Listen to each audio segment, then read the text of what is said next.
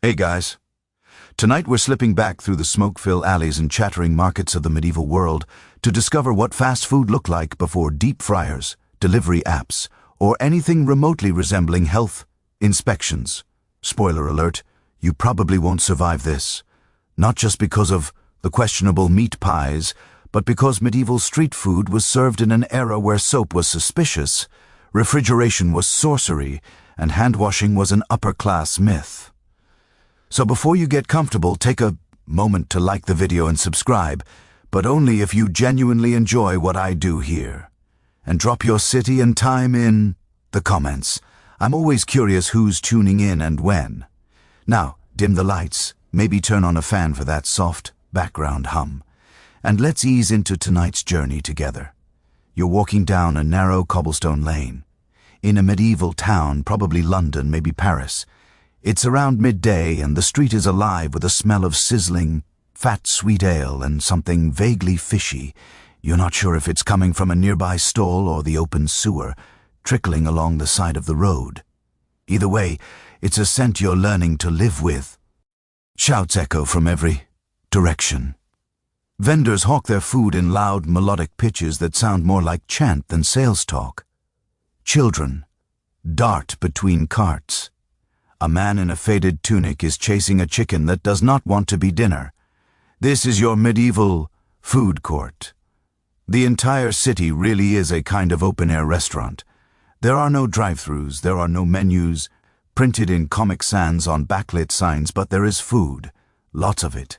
Some of it actually hot. You turn a corner and find a woman standing behind a cart built from reused timber and lashed together with rope. She's got a steaming cauldron of something that smells surprisingly decent. Onion, barley, maybe some root vegetables if you're lucky. No meat today, unless you count the hint of marrow clinging to one of the bones bobbing in the pot. It's thick, goopy, and served in a shallow wooden bowl. Though, if you're poor enough, she'll ladle it straight into your cupped hands. No shame here. Fast food doesn't judge. Bread is your base layer. Everything comes with bread. Round loaves, flat rolls, or if you're slumming it, which, let's be honest, you are. Dark, rough, textured black bread, cut into thick hunks. You tear off a piece, dip it into the stew and chew. It's filling, it's warm, and it cost you just one small coin. You didn't even sit down. That's the key. This food isn't made to linger over. It's survival-grade cuisine. It's designed to keep you moving, working, surviving, one day at a time. For most medieval folks, there's no hearth at home, no personal kitchen. Cooking takes time and fuel, both luxuries. So street food becomes the default. You walk past another stall. This one manned by a grizzled guy with half a beard and a permanently annoyed expression. He's got skewers of something meat-adjacent roasting over a pit. You think it's pork or goat, maybe cat. You really, really hope not cat. But people are lined up for it, coins in hand, and he's slapping them with sauce from a jug that may or may not have started life as wine. Again, you could ask questions. But in this era, curiosity is rarely rewarded. Now, for the fun part, in medieval times, eating in public wasn't lowbrow, it was life. Rich, poor, merchant, pilgrim, everyone ate in the streets. Marketplaces doubled as food courts, back alleys, pop-up restaurants. There's even records of open-air cookshops in major cities like London and York as far back as the 12th century. They didn't have logos or slogans, but they had reputations. If one vendor poisoned a customer or served rat instead of rabbit, you better believe the gossip would spread faster than a friar with gossip. One quirky truth, bread often doubled as a plate. They were called trenches, thick, stale slices used to hold stew or meat. You'd eat the meal, then eat the plate. It sounds efficient until you realize how hard medieval bread could get. You could probably shingle a roof with it. Still, you don't have to worry about cleanup. You pass a man selling pies. Not dessert, pies. This isn't a Renaissance fair. These are meat pies, thick-crusted and hand-sized, the perfect walk and snack option. They might be filled with spiced beef or a dubious mix of organs and oats. Either way, you buy one. The crust is flaky, the inside hot and oily. You're not sure what that chewy bit was, but you're too hungry to care. It tastes fine. It fills you. It'll do. You duck into a shady corner, maybe behind a cooper's workshop, and watch the stream of humanity move through this urban buffet. A monk haggles with a fishmonger. A woman balances a pot of stew on her head. A child steals a boiled egg from a distracted vendor. It's chaos, but it works. Interestingly, there's an ongoing scholarly debate about how regulated all this was. Some historians argue that medieval cities had strict rules about where and when food could be sold and who could sell it. Others think enforcement was patchy at best, especially outside of feast days or major markets. Either way, you're clearly not the only one gambling with your stomach lining. You finish your pie and wash it down with a mug of weak ale. Because yes, even breakfast might include ale. Safer than the water and cheaper than wine. It's lukewarm, slightly sour, but it slides down easy, hydration achieved. By now the street's growing louder. More vendors appear, more smells fill the air. You feel full but slightly uneasy. That stew might have had a little something extra. Or maybe your body just isn't used to medieval flavor profiles. Either way, you've had your first encounter with medieval fast food. Congrats, you're fed, you're slightly queasy, you're doing great. You leave behind the steaming stew carts and the alley pies, turning down a slightly wider lane that smells more like spilled ale and burnt meat than fish and onions. The crowds thicken here, not the kind chasing chickens or hawking vegetables, but people who look like they actually sat down to eat. This is tavern territory. And in the medieval world, taverns are where food gets fast and a little fancy. You push open a heavy wooden door into a low-beamed room filled with the hum of chatter clinking tankers and the occasional belch that could rattle a rafter. The floor is packed dirt tamped flat by centuries of boots, and the lighting is provided by a few flickering tallow candles that don't so much illuminate as smudge shadows across every corner. Smoke curls up to a hole in the ceiling. Not quite a chimney, but it'll do. Welcome to your medieval combo meal experience. Taverns aren't just watering holes, they're the closest thing you're getting to a restaurant, with an actual roof. A place where you can sit, eat hot food quickly, and still be on your way in under an hour. It's fast, it's noisy, it's communal, and no one expects you to wash your hands. You grab a bench at a long wooden table already occupied by a group of wool-clad workers, digging into bowls of thick porridge and chunks of sausage glistening with grease. No menus here, just a rotating selection of what the cook managed to scrape together that morning. The owner, or tavern, if we're being precise, ambles over. He's got a grease-stained apron and the weary look of a man who's been haggling with butchers since dawn. You ask for food and he grunts something about salt pork and leeks. You nod, he disappears. That's the thing about taverns in the Middle Ages. The food's whatever was available, affordable, and not yet turning green. If you're lucky, you get a hot, savory dish with actual seasoning. If you're not, it's yesterday's leftovers in a new bowl. Either way, it's hot and it's yours fast. A few minutes later, your meal appears. Salt pork boiled till it's tender, floating in a pool of leek broth. Next to it, a slice of barley bread, tough enough to chew for a week. You dig in. It's salty, earthy, heavy. Not bad, honestly. Kind of like a rustic soup and sandwich combo, minus the sandwich part, and with extra pig fat, it sticks to your ribs. Mission accomplished. The room around you pulses with life. A group of merchants at the far end is deep into their second round of ale. One of them bangs on the table and shouts something about dried cod prices, while another laughs hard enough to spit ale into his own beard. Over by the hearth, a pair of young travelers quietly devour a shared dish of beans and cheese, clearly starving from the road. It's a mix of locals, travelers, students, even a priest or two pretending they're not enjoying the salted meat. Taverns were the great equalizer of medieval food culture. Whether you were a landis laborer or a minor noble passing through town, if you had coin, you could eat. Sure, the nobles might sit in a slightly nicer corner or rent a private room upstairs, but the food came from the same pot. That was part of the appeal. And in cities like Paris or Florence, taverns sometimes became hubs of political chatter and literary gossip, especially in university districts, food, drink, and subversive Latin poetry. A full medieval menu. One fun historical fact: in many places, taverns were legally required to sell bread and food along with drink, mostly to keep people from drinking themselves to death. The logic was, get a few bites in you, maybe you'll make it home. Whether that actually worked is debatable. The tavern also doubles as your medieval drive-through in the sense that you can order your food to go. Yes, takeout existed. You could pay for a bowl of hot food, pour it into your own little clay pot or wrap trenches, and be on your way.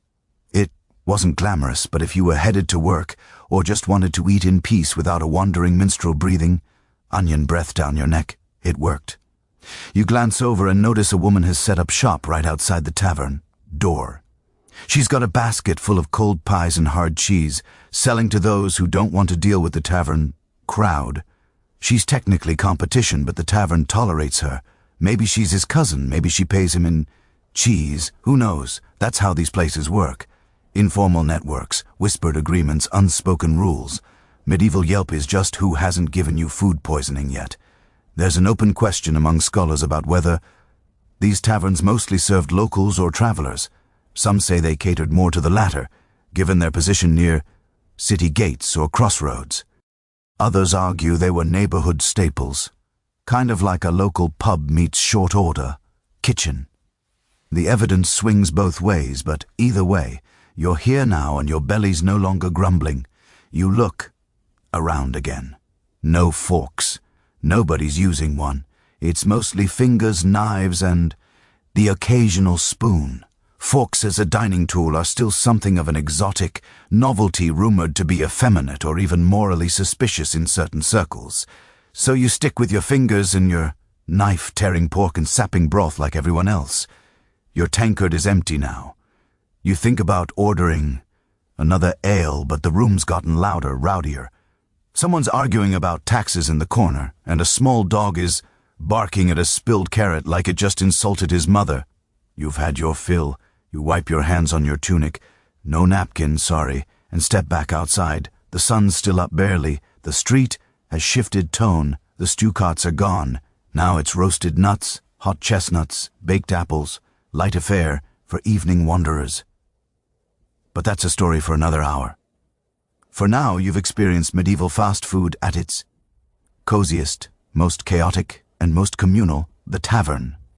Not quite a restaurant, not quite a bar, but somewhere in between where time is short. The broth is hot, and the salt pork always tastes like home, even if it wasn't your home to begin with. You're back on the move now, weaving through the press of bodies and carts that clog the main square. The light has softened, golden and hazy, and the air smells richer than it did an hour ago. Someone nearby is roasting something flaky and peppery. It hits your nose and stops you dead in your tracks. Then you see him, pie man. He's pushing a cart balanced on two wheels in a miracle. Its sides blacken from years of smoke and grease. On top rests a small brazier glowing with hot coals, and perched around it like a crown of edible jewels are hand-ized meat pies, their crimped edges browned and bubbling. You drift toward him, hypnotized. This is the real deal, street-level luxury, the medieval equivalent of a burger stand during rush hour. The pie man grins without looking up. He's busy rotating the pastries with a pair of iron tongs, his hands calloused and soot-streaked. You ask, what's inside? He shrugs. Meat. You press for details. Maybe chicken. Maybe not. It's the most honest answer you'll get all day. Still, people love these things. It's the ultimate hand food. Warm, filling, portable. You can eat it while walking, while working, while making questionable life decisions behind a stable. The crust keeps the mess inside, and the mystery of the filling keeps your expectations low. That's the genius of it. The medieval meat pie, delicious, disposable, and possibly made of things you'd rather not name. Historically, meat pies were everywhere. England, France, the Low Countries. Some used spiced pork and eggs. Others were filled with chopped liver, fish, or even dormice if you were Roman enough to keep old habits alive. The crust was called a coffin. Not because it killed you, though sometimes it probably did, but because it literally encased the meat like a sealed box. In many cases, you didn't even eat the crust. It was just the medieval version of a takeout container. You hand over a coin and take one. It's hot, enough to burn your fingers. You bite through the crust and into something savory, meaty, and slightly peppered. There's a mushy texture inside, punctuated by bits of gristle that remind you gently that the meat was chopped quickly and not with care. Still, it's weirdly satisfying. The crust flakes apart like buttery shale. A stream of oily juice runs down your chin. Congratulations, you're officially part of a tradition that fed peasants, pilgrims, and poets for centuries. But meat pies aren't just a convenience. They're a loophole. See, most people didn't have ovens. Ovens were communal or attached to bakeries, so folks would bring their pies covered and ready to be baked in someone else's oven for a fee. This created a bustling trade around pies, not just selling them, but baking them, sharing them, making a little extra coin with your hearth. And of course, if you were sneaky enough, you could stretch the meat with oats or chopped onions, pocket the difference, and no one would know. Probably. There's a fringe historical tidbit about huff paste, a rock-hard pastry shell used to encase the pie contents for long-distance travel. It was basically inedible and designed only to protect the meat from spoiling or being touched by the outside world. So yes, some meat pies were meant to last for days on the road, long before anyone had heard of preservatives or vacuum seals. Just salt, heat, and crust like concrete. You walk on chewing the last bite and spot a pair of kids arguing over a pie that's half-eaten. One swears it's fish, the other says it's eel. They're both right. Eel was a common cheap filler for pies, especially in England, slippery, chewy, and easily caught in rivers or bought in barrels. There were even pie recipes combining eel and fruit. Try not to gag. People ate what was available, and in this world, availability was everything. There's a shadow to this, though. Scholars still argue about just how safe these street pies were. On one hand, they were cooked, hot, and baked, so theoretically less risky than raw meats. On the other hand, refrigeration didn't exist. Meat went bad quickly, and shortcuts were common. There are historical records of vendors being punished for selling spoiled pies, even some fined for using corrupt flesh. Some unlucky souls even made it to court when customers got sick.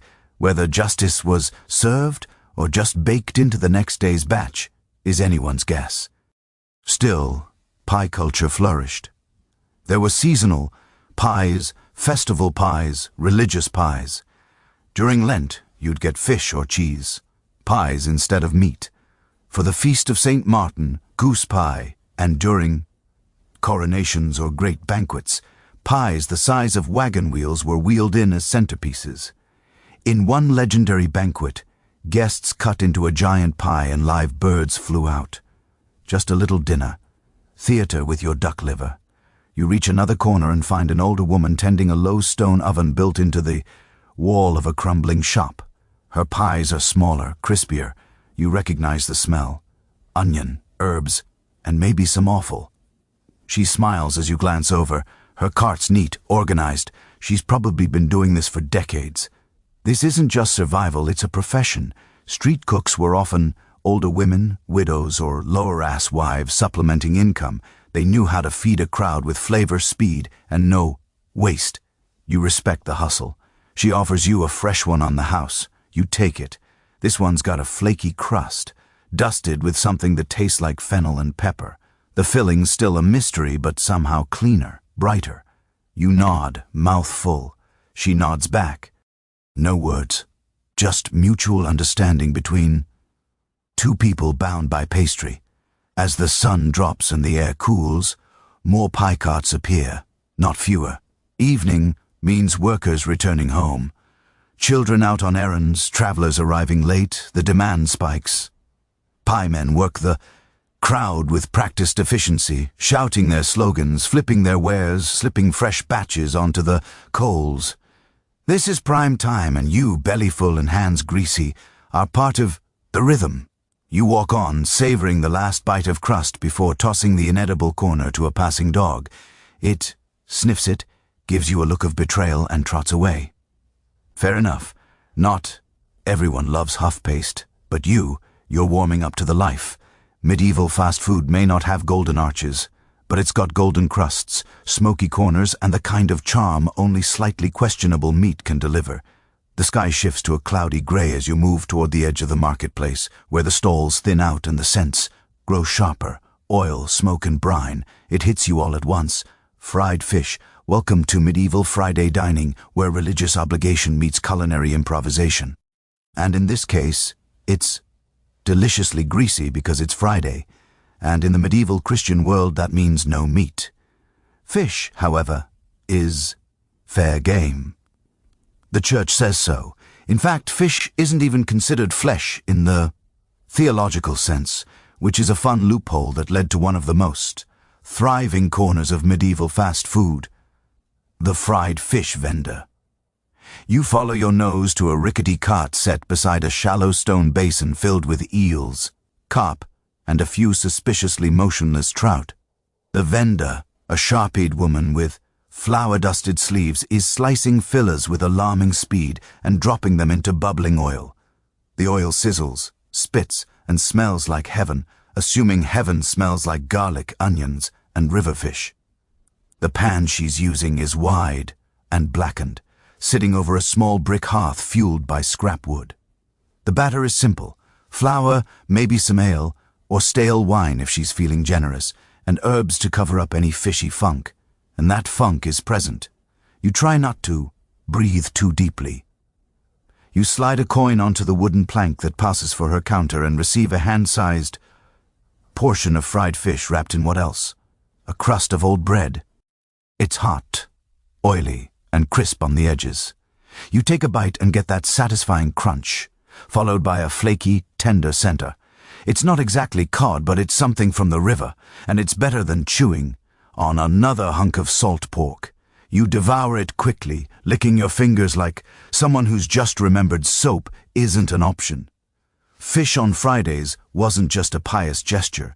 It was a massive cultural force, with the church dictating meatless days, including Wednesdays, Saturdays, and the entire season of Lent. People across Europe were forced to get creative with fish, and fast food vendors seized the opportunity. No cooking fuel at home, no oven, just got off work and needs something meat-free and edible before Vespers. Enter the fish fryer. The demand created entire economies. Fishmongers carted their catches into cities daily. Salted herring came in barrels from the North Sea. Eels were bred in pits near monasteries. Shellfish was scooped straight from the shore and tossed into stew pots. And while most of it went into home kitchens or Abbey cookers, a big chunk ended up on carts like this, sizzling in cheap oil and vanishing into the mouths of the working class. And yes, fried fish wasn't new to the medieval world. Romans were deep frying smelts centuries earlier. But in cities like London, Bruges, and Venice, the fried fish stand became a thing, a dependable, quick, and relatively affordable option for the poor, the rushed, or the spiritually compliant. You stand near the cart for a moment, watching the vendor flick fish fillers into her oil one by one. A young boy drops off a bucket of fresh river catch and receives a fish head for his trouble, which he chews on without blinking. You hear a woman ask for the crispiest one, which confirms that human nature has not changed in 1,000 years. Everyone wants the corner piece. There's a scholarly debate about how often these fish stalls operated. Some say they were open daily, especially in port towns or near monasteries. Others argue they popped up mostly on religious fasting days, when demand exploded and fish had more market value. It probably varied by region. In coastal cities, fish was common fare. Inland, you might be chewing on something smoked, salted, or halfway to jerky. You take a seat on a low wall and watch as more people arrive. Workers finishing their day. A group of giggling children with coins tied in kerchiefs. Even a pair of traveling monks in brown robes with fresh ash on their foreheads. The woman behind the cart greets each with a nod, barely breaking her rhythm as she flips fish and resets the coals.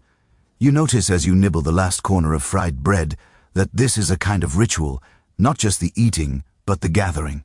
People line up, eat quietly or chat in soft voices, then move on. No one lingers too long. This is nourishment with a dash of faith. Eat, be grateful, and get back to life. There's also the unspoken rule of fast food speed. The vendor has it down to a science.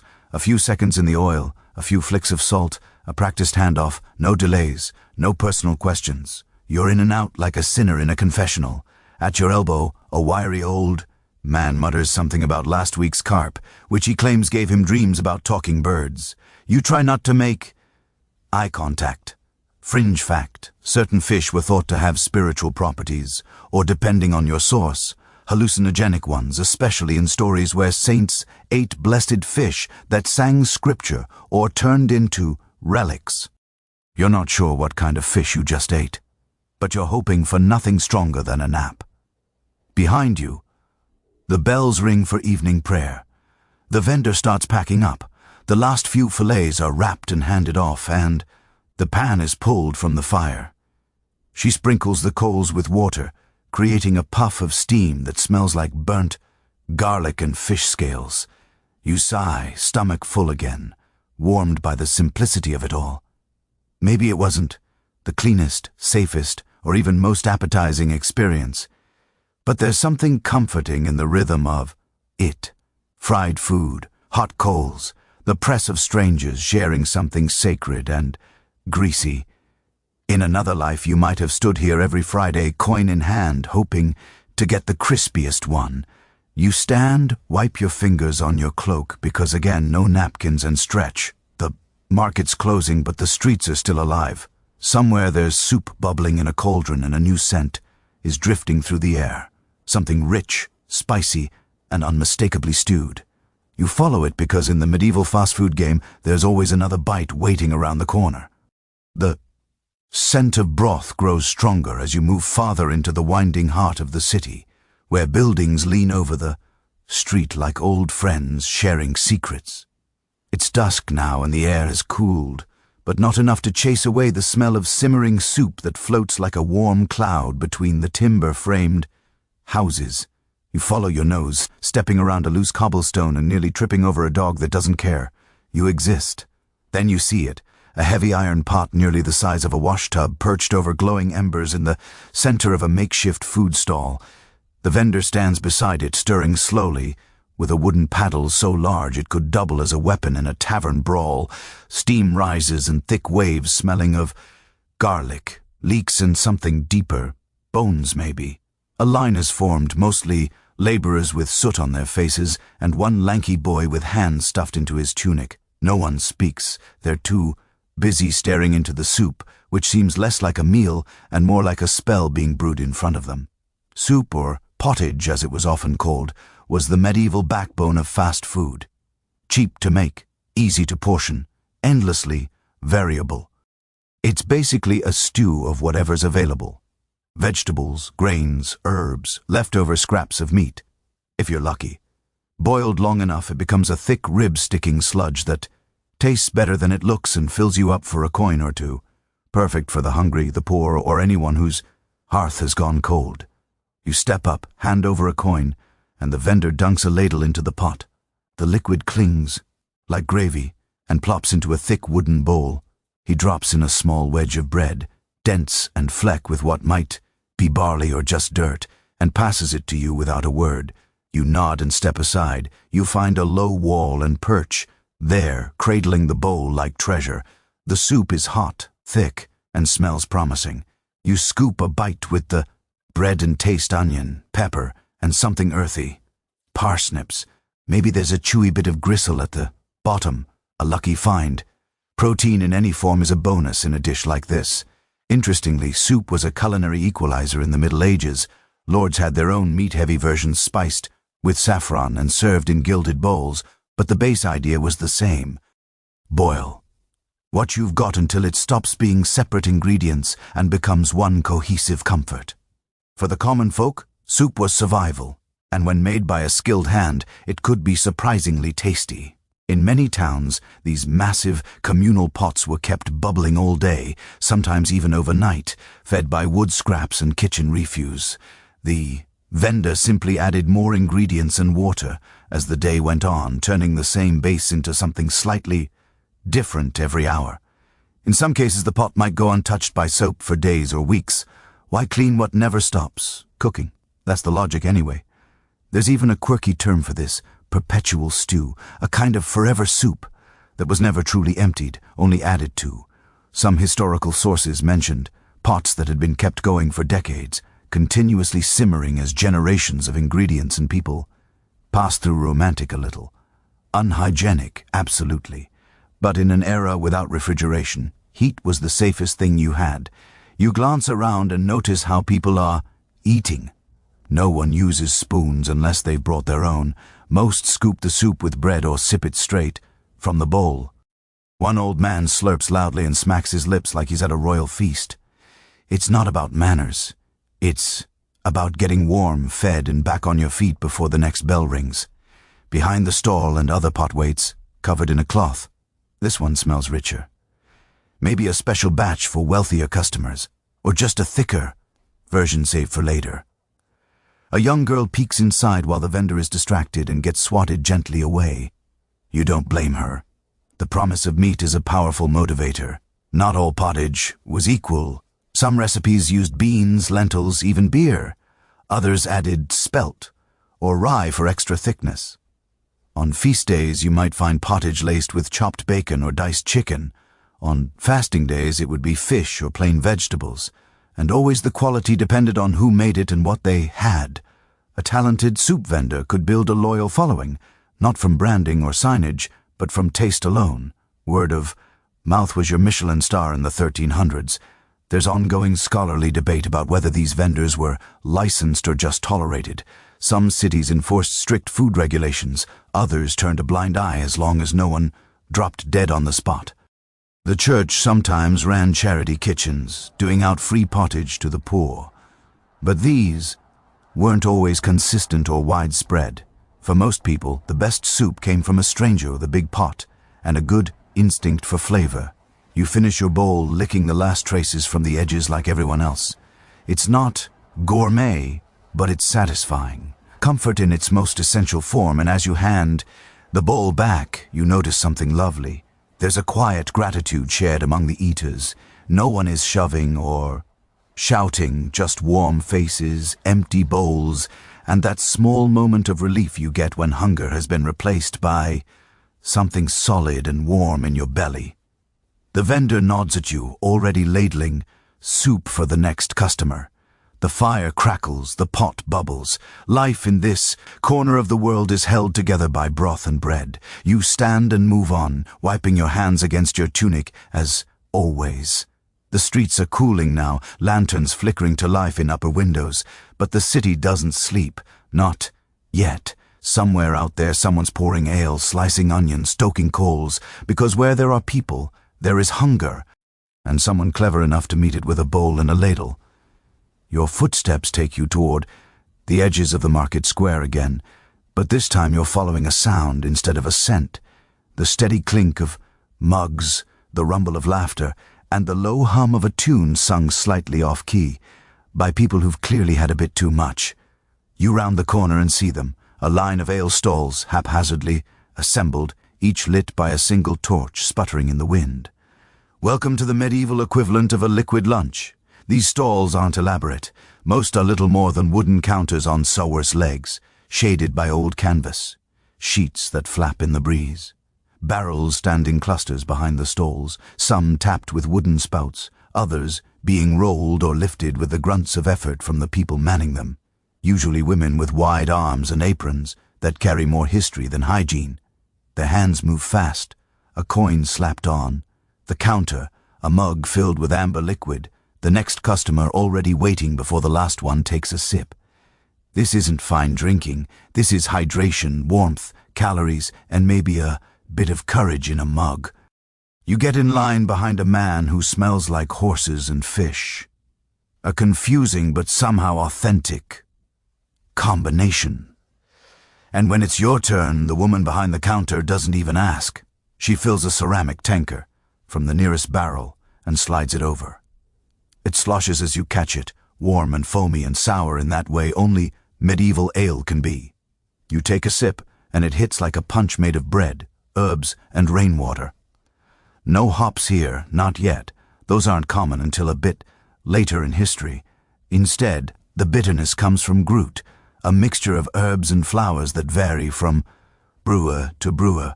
Today's tastes like nettle and regret, but you drink it anyway. Ali is the go-to beverage for most medieval people, and not just for fun. It's safer than water, which is often teeming with bacteria from nearby latrines, butcher shops, and basically every animal in the city. Even children drink ale, albeit a weaker version called small beer.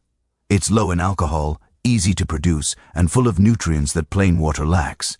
You're not drinking to get drunk, though that certainly happens. You're drinking to stay alive. And where there's ale, there's food. You notice it immediately. To your left, a man is munching on something that looks like boiled onions wrapped in cabbage leaves.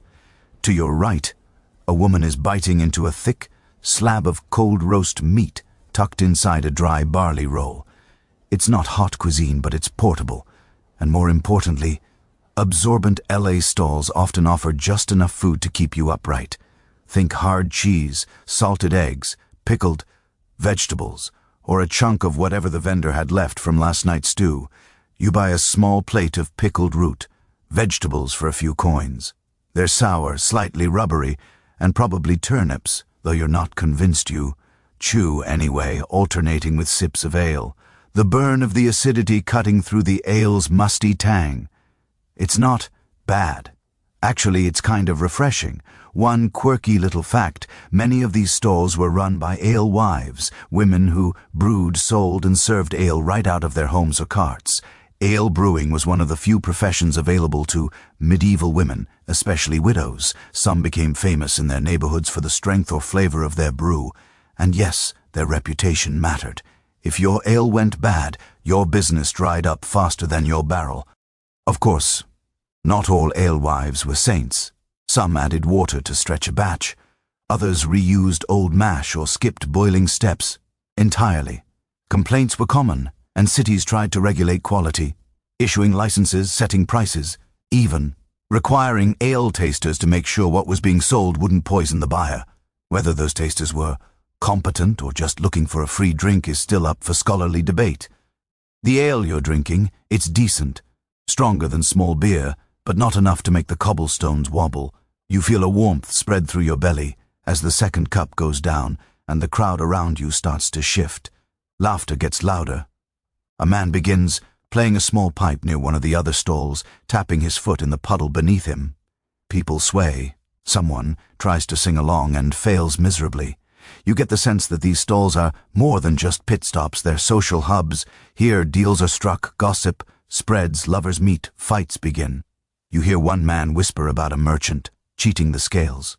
Another mumbles about a noble woman who eats like a peasant. No one speaks loudly, but no. One holds back. Ale lubricates the tongue as well as the soul. And in case you were wondering, these stalls don't operate with licenses posted on walls or health scores on display. What keeps them running is reputation and rhythm. Serve too many customers bad drink, and you'll find your barrels mysteriously empty, your stall overturned, or your regulars drinking elsewhere. It's fast food, but with stakes higher than Yelp reviews. Sometimes food vendors were even punished with public humiliation, pillories, fines, or in extreme cases being dunked in rivers to cleanse their filthy trade. All part of the game. You finish your last sip and return the mug. Yes, you return it. Mugs are reused, constantly, rinsed if you're lucky, and passed on to the next customer. You try not to think about who drank from it last. The woman behind the counter takes it, nods once, and turns to the next man. In line.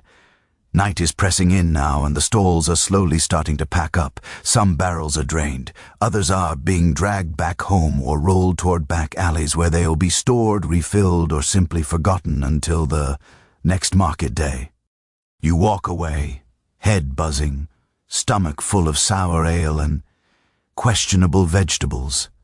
It wasn't fancy, and it definitely wasn't clean, but it was fast, satisfying, and if you ignore the lingering taste of turnip brine in your mouth, pretty enjoyable. You feel like you've earned the right to look down on anyone who calls a pint of warm beer at a chain pub authentic.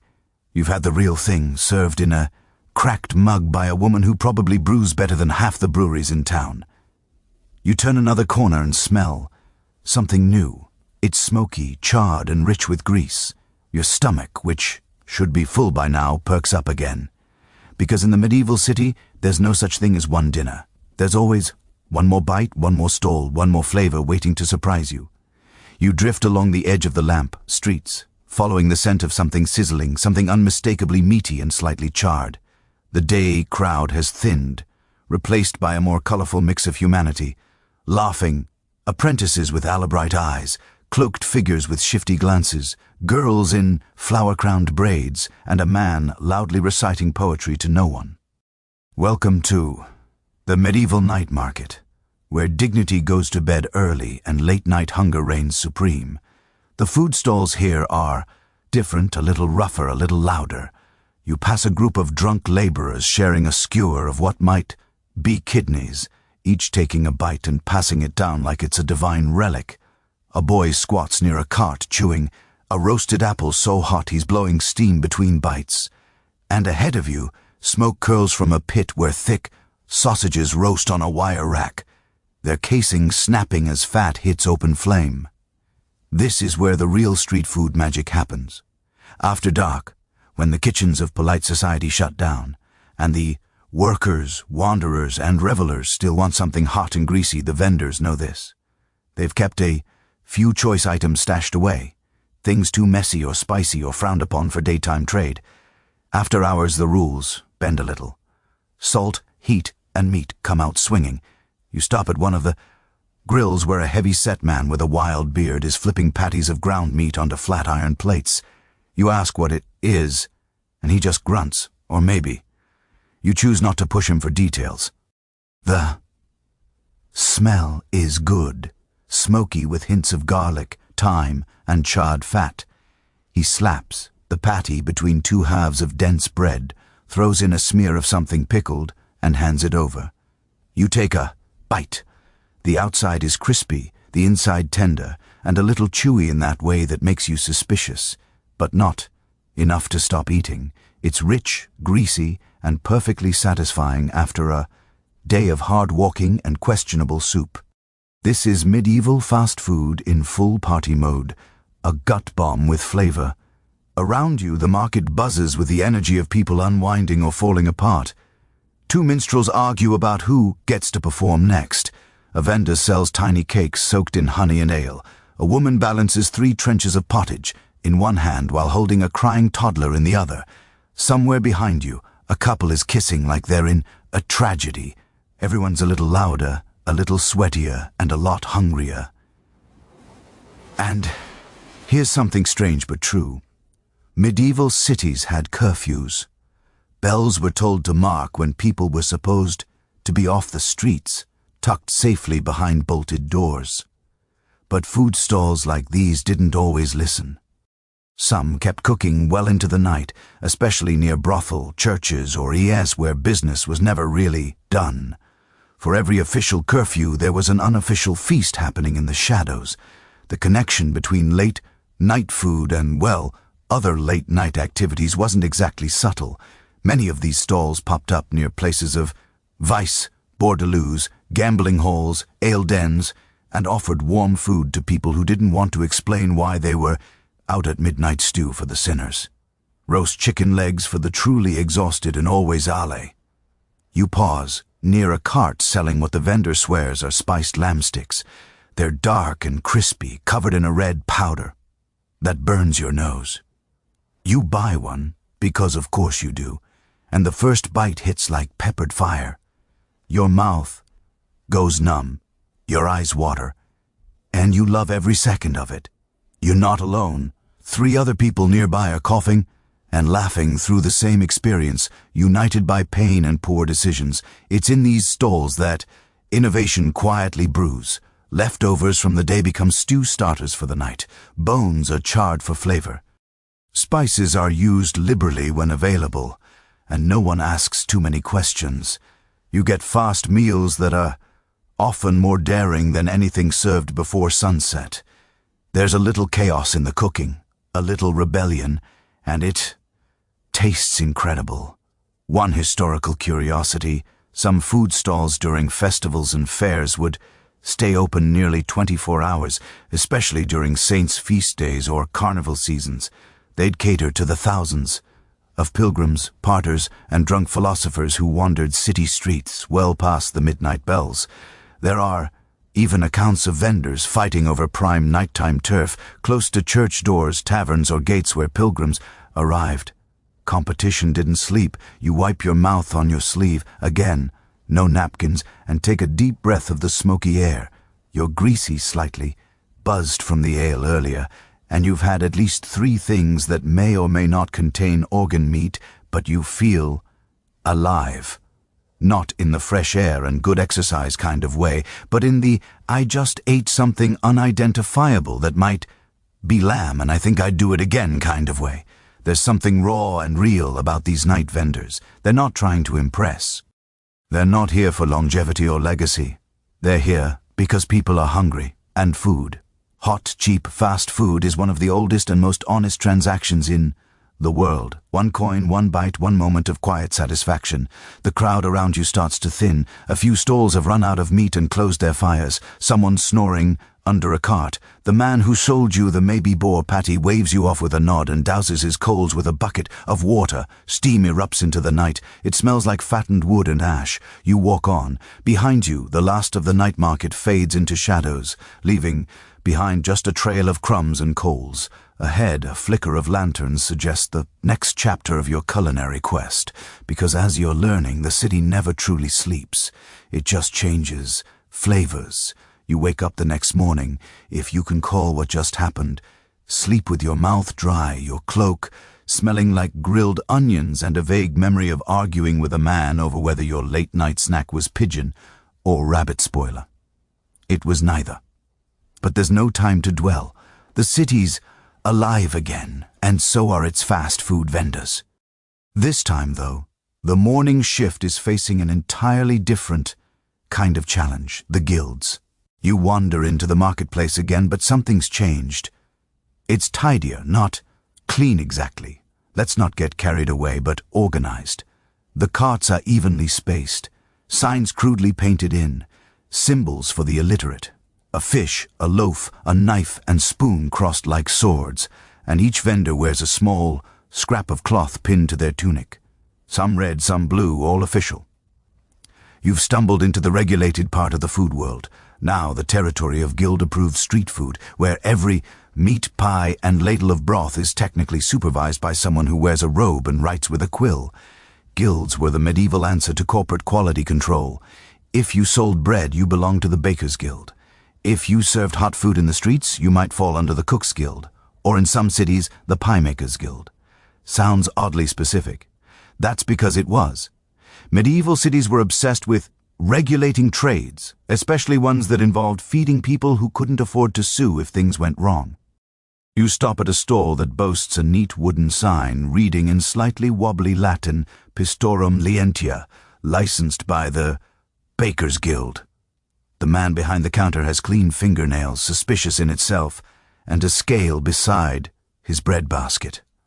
You ask for a loaf, and he weighs it first, carefully slicing, just enough to meet whatever standard is in force today. You take a bite. It's fine. Soft, white, chewy, remarkably clean, almost boring. But that's the whole point.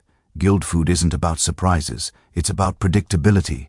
The bread must weigh a certain amount. The pie must contain the correct amount of meat. The pottage can't have certain forbidden, awful bits, which, let's be honest, are probably the tastiest part. These rules, depending on the city, were enforced with surprising strictness. A baker caught shorting customers might be dragged through the streets with his subpar loaves hung around his neck, or worse, thrown in the stocks while pigeons do what pigeons do best. Still, the guilds did more than punish. They trained apprentices, ensured some level of sanitation, a relative term, and protected both vendors and customers from total culinary anarchy. In a time when a tainted pie could kill you or just ruin your week, the Guildmark offered a sliver of peace of mind.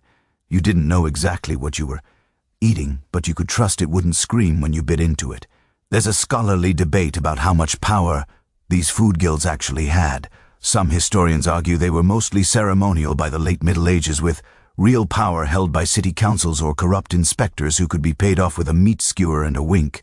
Others insist they maintained a strong grip on quality and pricing, especially in times of scarcity. Like everything in the medieval world, it likely depended on the region, the weather, and whether the inspector had eaten breakfast.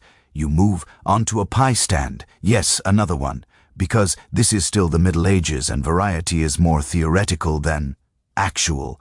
The woman selling them wears a blue pin from the Cook's Guild and slices her pies with the precision of someone who has memorized how much rabbit is too much rabbit.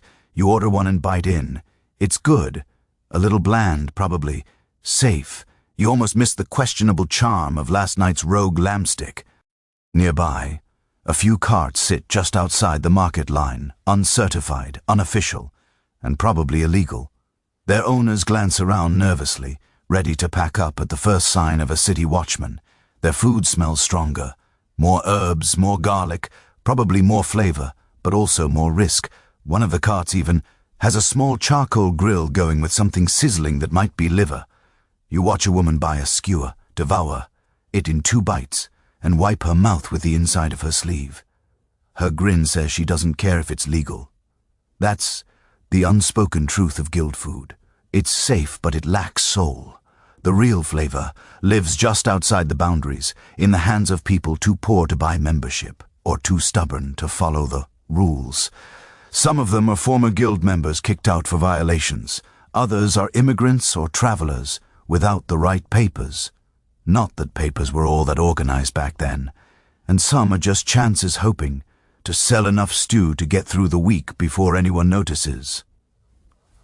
You circle back to the main drag, where a row of licensed vendors ladle out soups, stews, and something called peas pudding, which is somehow worse than it sounds. You try a bowl, thick, gluey, beige. It tastes like someone tried to turn boredom into food and succeeded. But hey, it's filling. And that's really the goal, isn't it? Medieval fast food wasn't here to thrill. It was here to sustain. The guild approved stuff with its standard portions, and public inspections made sure you got calories, not culinary adventures. It's food made for workers who can't afford to gamble with their stomachs, people who need to get back to hauling barrels, cutting wood, or cleaning the privies. You down the last of your pudding, give a courteous nod to the vendor, and wander off. Behind you, a city watchman starts eyeing the edge tool rule breakers. One of them packs up fast, cart creaking as it disappears down an alley. Another stands his ground. The smell of fried cheese wafts over. You consider chasing it, but not yet.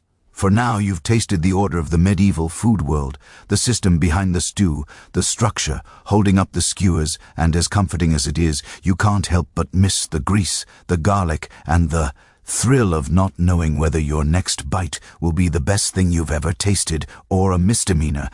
The alley you slip into next is narrower, dimmer, and somehow louder than the open streets you just left.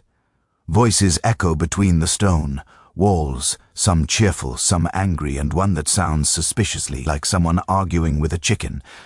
As you round a corner, the smell hits you first. Sour ale, old onions, and something unmistakably burnt. You've stepped into the unglamorous but very real world of street food gone rogue.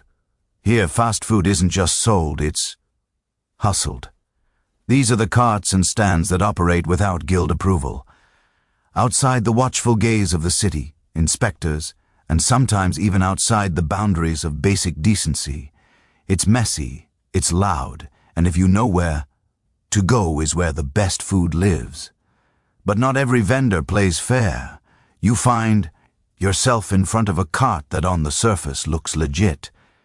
Neatly arranged meat pies sit stacked in a woven basket, steam still curling from the tops. The vendor, a man with a wide smile and teeth like broken tombstones, waves you over and announces loudly that he's got fresh venison.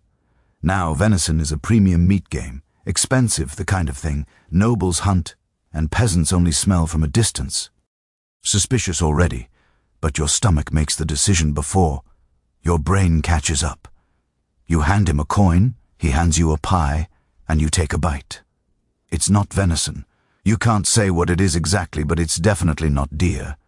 It's too fatty, too soft, and there's an aftertaste that whispers of barnyard. Mystery. You chew slowly, trying to convince yourself it's fine. It's just rustic.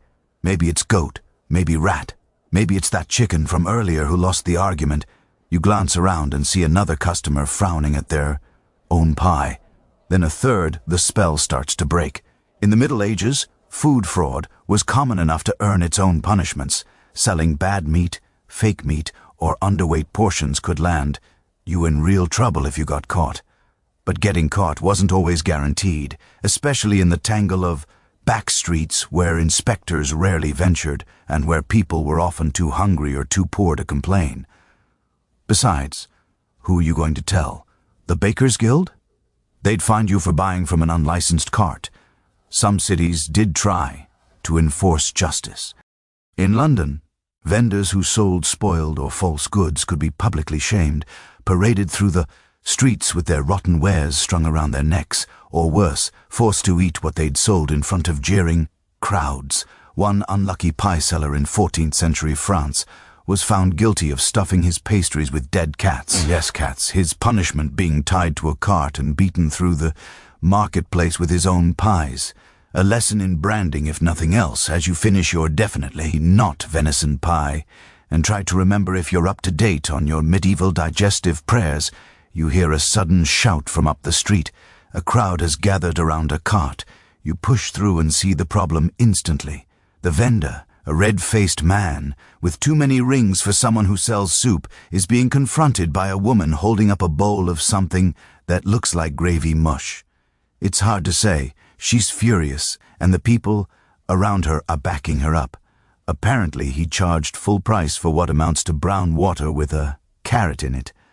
The woman tosses the bowl dramatically into the street, where it lands with a splat and immediate regret for whoever has to walk through that later. In seconds, the confrontation turns into a chorus of complaints. A second man starts shouting about last week's stew being the same one reheated 5 times.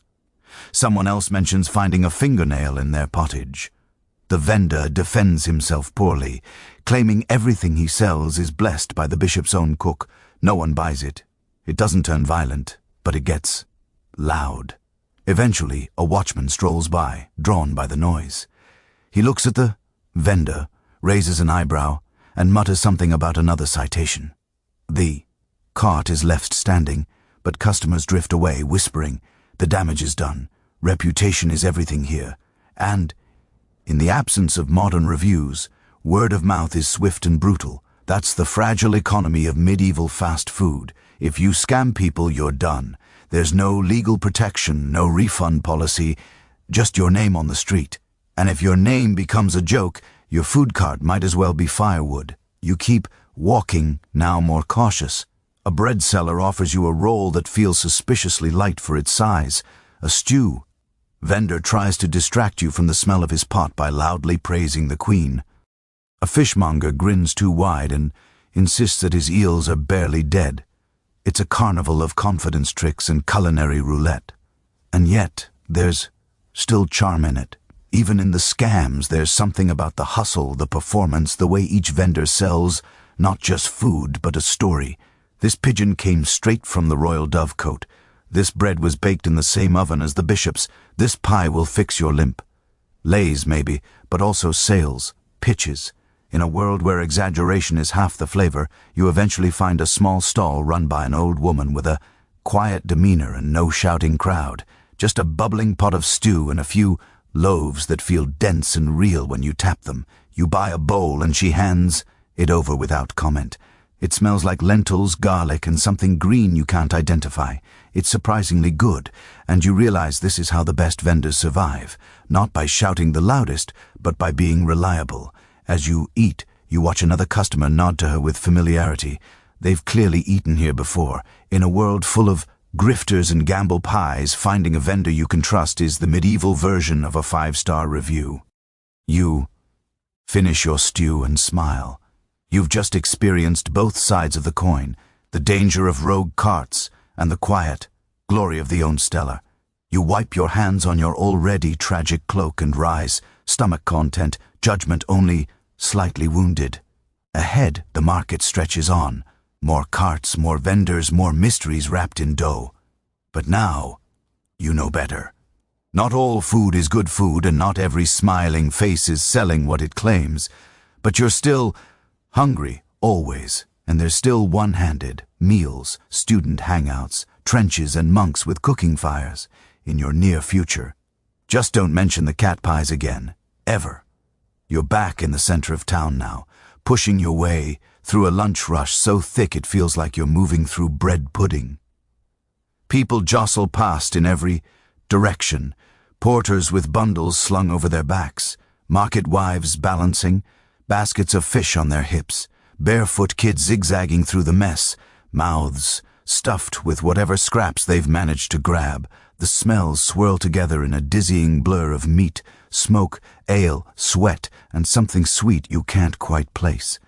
And everywhere, absolutely everywhere, people are eating with one hand. That's the unspoken rule of medieval fast food. Portability is everything. Meals aren't leisurely sit-down affairs with embroidered tablecloths and silver spoons. They're quick, efficient, and always ready to move. You eat while walking. You eat while shouting. You eat while watching a juggler accidentally set his sleeve on fire. So it makes sense that the food reflects the pace. Every dish here is designed to be held, handled, and inhaled with as little mess as possible. Well, unless you count the drips running down your wrist, or the constant wiping on your already abused cloak. But that's part of the charm.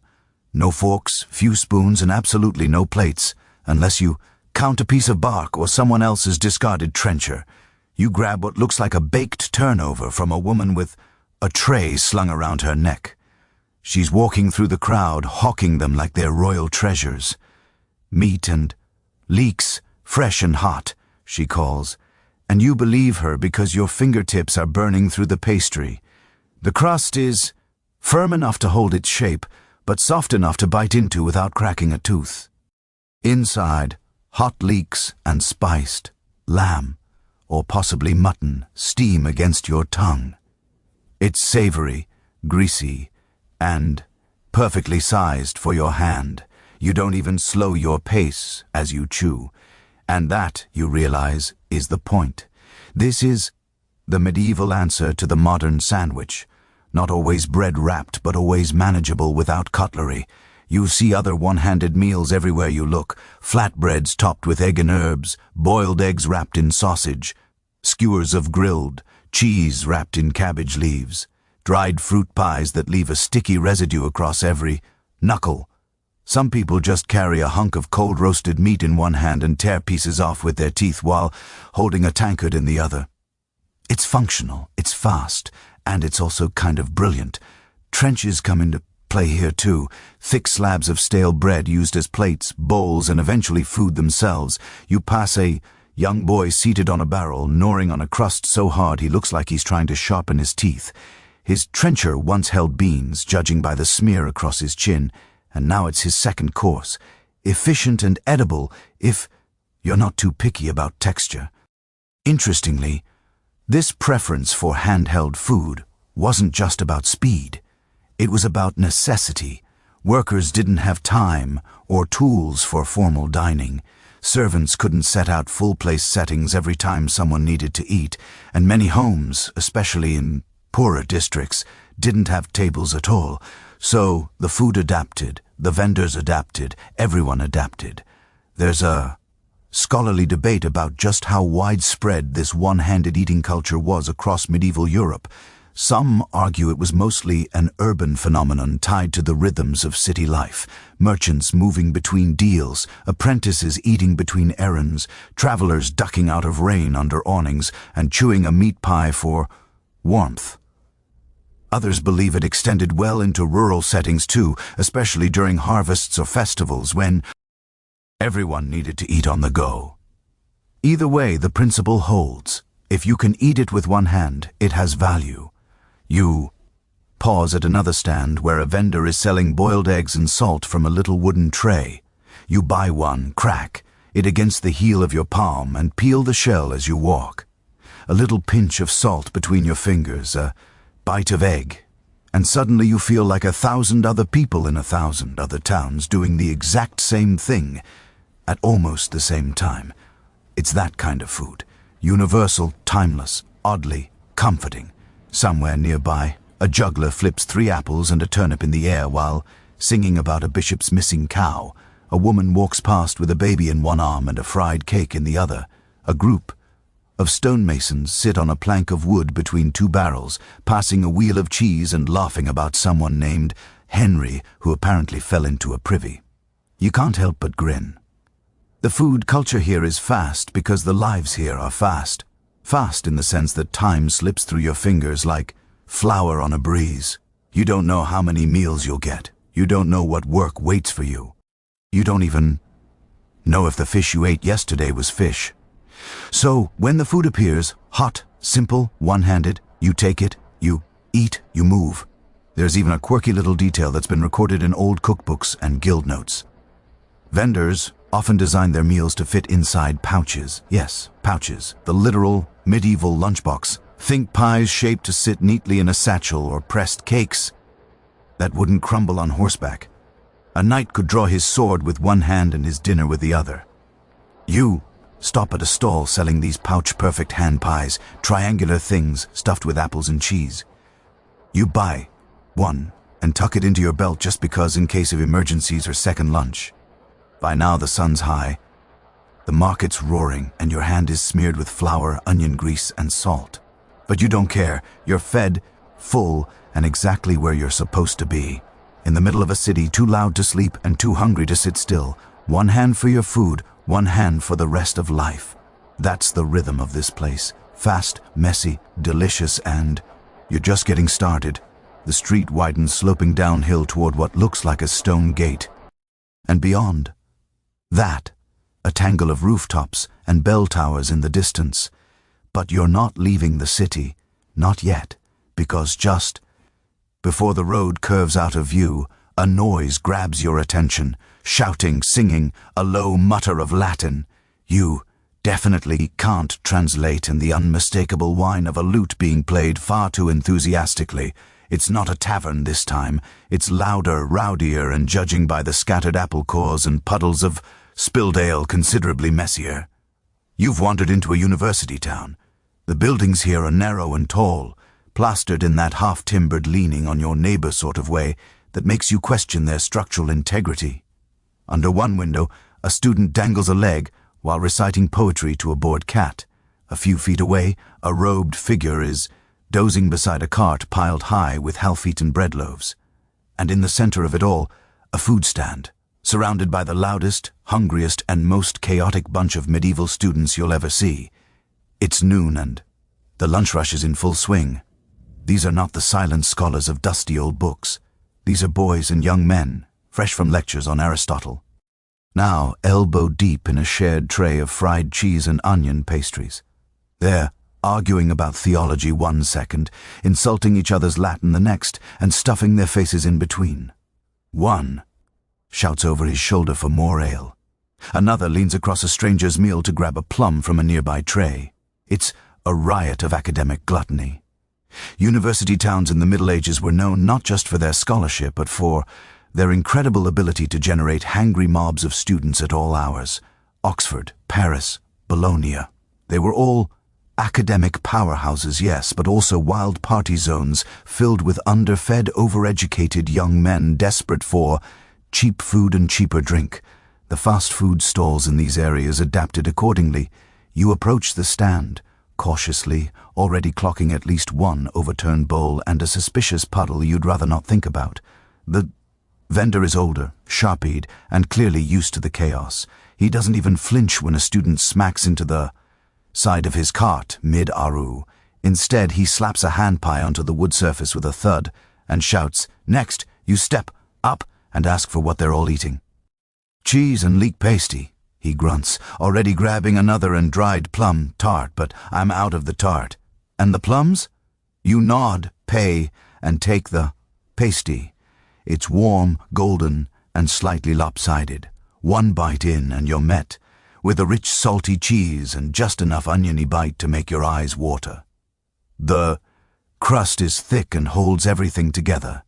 Ideal for walking, talking, or arguing about logic while spitting crumbs. Scholars in this period were often from wealthy families, but they lived like paupers while studying. Cheap meals from food stalls like this kept them going between lectures and often between brawls. Yes, brawls. It wasn't uncommon for students to riot, sometimes over food prices, sometimes over exams, sometimes just because someone said their professor smelled like turnips. These little stands, ground zero for student life. And here's a quirky fact. Some university towns had rules banning students from eating in certain taverns or food stalls, claiming it led to moral corruption, as if a greasy leek pasty in a mug of warm ale could turn someone into a heretic. Then again, looking at the current crowd, three of whom are drunkenly reenacting a scene from Virgil, while throwing bread at a stray dog, you can see their point. There's a debate among historians about how organized these university food vendors actually were. Some say they operated under strict guild laws, just like in the rest of the city. Others argue that student neighborhoods were more lax, with unofficial vendors setting up wherever students clustered. Either way, the food had to be fast, affordable, and edible, even if that last part was negotiable. You sit on a nearby step to finish your pasty and watch the show. One student is trying to impress a group by balancing a pie on his head while quoting Cicero. Another is asleep face down in a trencher of something once resembling stew. The vendor doesn't care. He's already serving the next round, his hands moving like clockwork.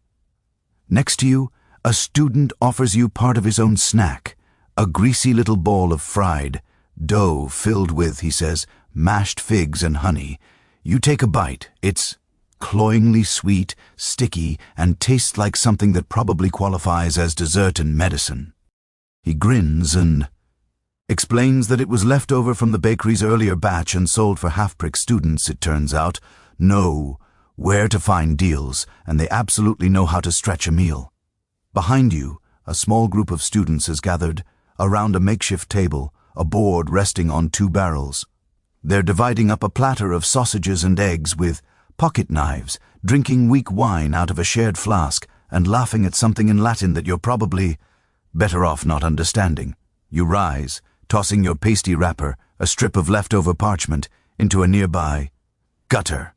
The vendor is still shouting orders, and the students are still eating like they haven't seen food in days, which, depending on how their studies have gone, might be true. There's something oddly modern about it all. The messy charm of a university town hasn't changed in centuries. Loud debates, chaotic meals, questionable hygiene, and food that walks the line between quick snack and digestive risk. Only now you're experiencing it with your feet in the mud and a mouthful of leek. You move on, ducking to avoid a flying apple core and stepping over a student asleep on the curb.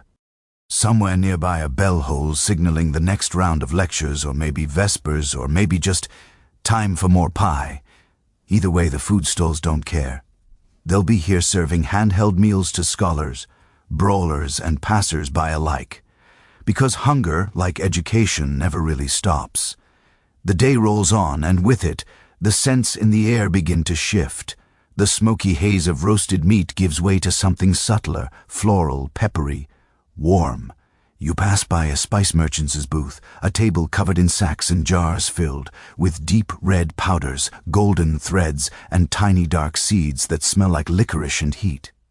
He's surrounded by curious onlookers, and not just because he's shouting that his saffron can cure melancholy and bad dreams. He's part merchant, part showman, and entirely aware that in a city this hungry flavor sells. You stop to watch as he pinches a few strands of saffron and tosses them into a pot of bubbling broth.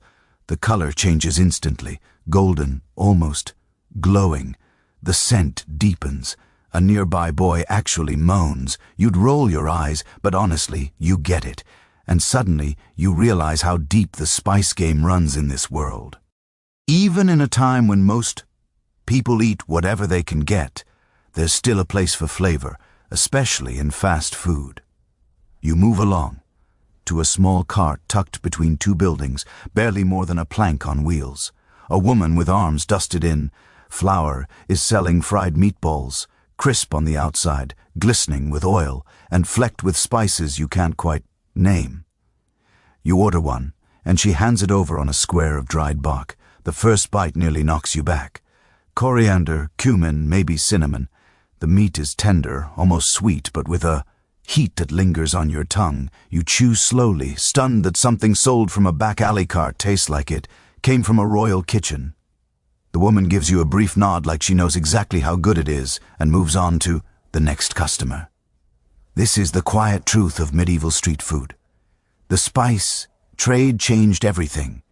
It wasn't just about flavor, it was about status, power, and the slow burn of cultural collision. Spices came from far-off places, India, Persia, the Levant, even parts of Africa. And by the 12th and 13th centuries, they were flowing into Europe like liquid gold. Expensive, yes, but also addictive. Of course, most of it went to the rich. Nobles sprinkled cinnamon on their roasted birds, poured ginger into their ale, and paid absurd amounts of money for just a few threads of saffron. But even in the alleys and open-air kitchens of the poor, spice found a foothold.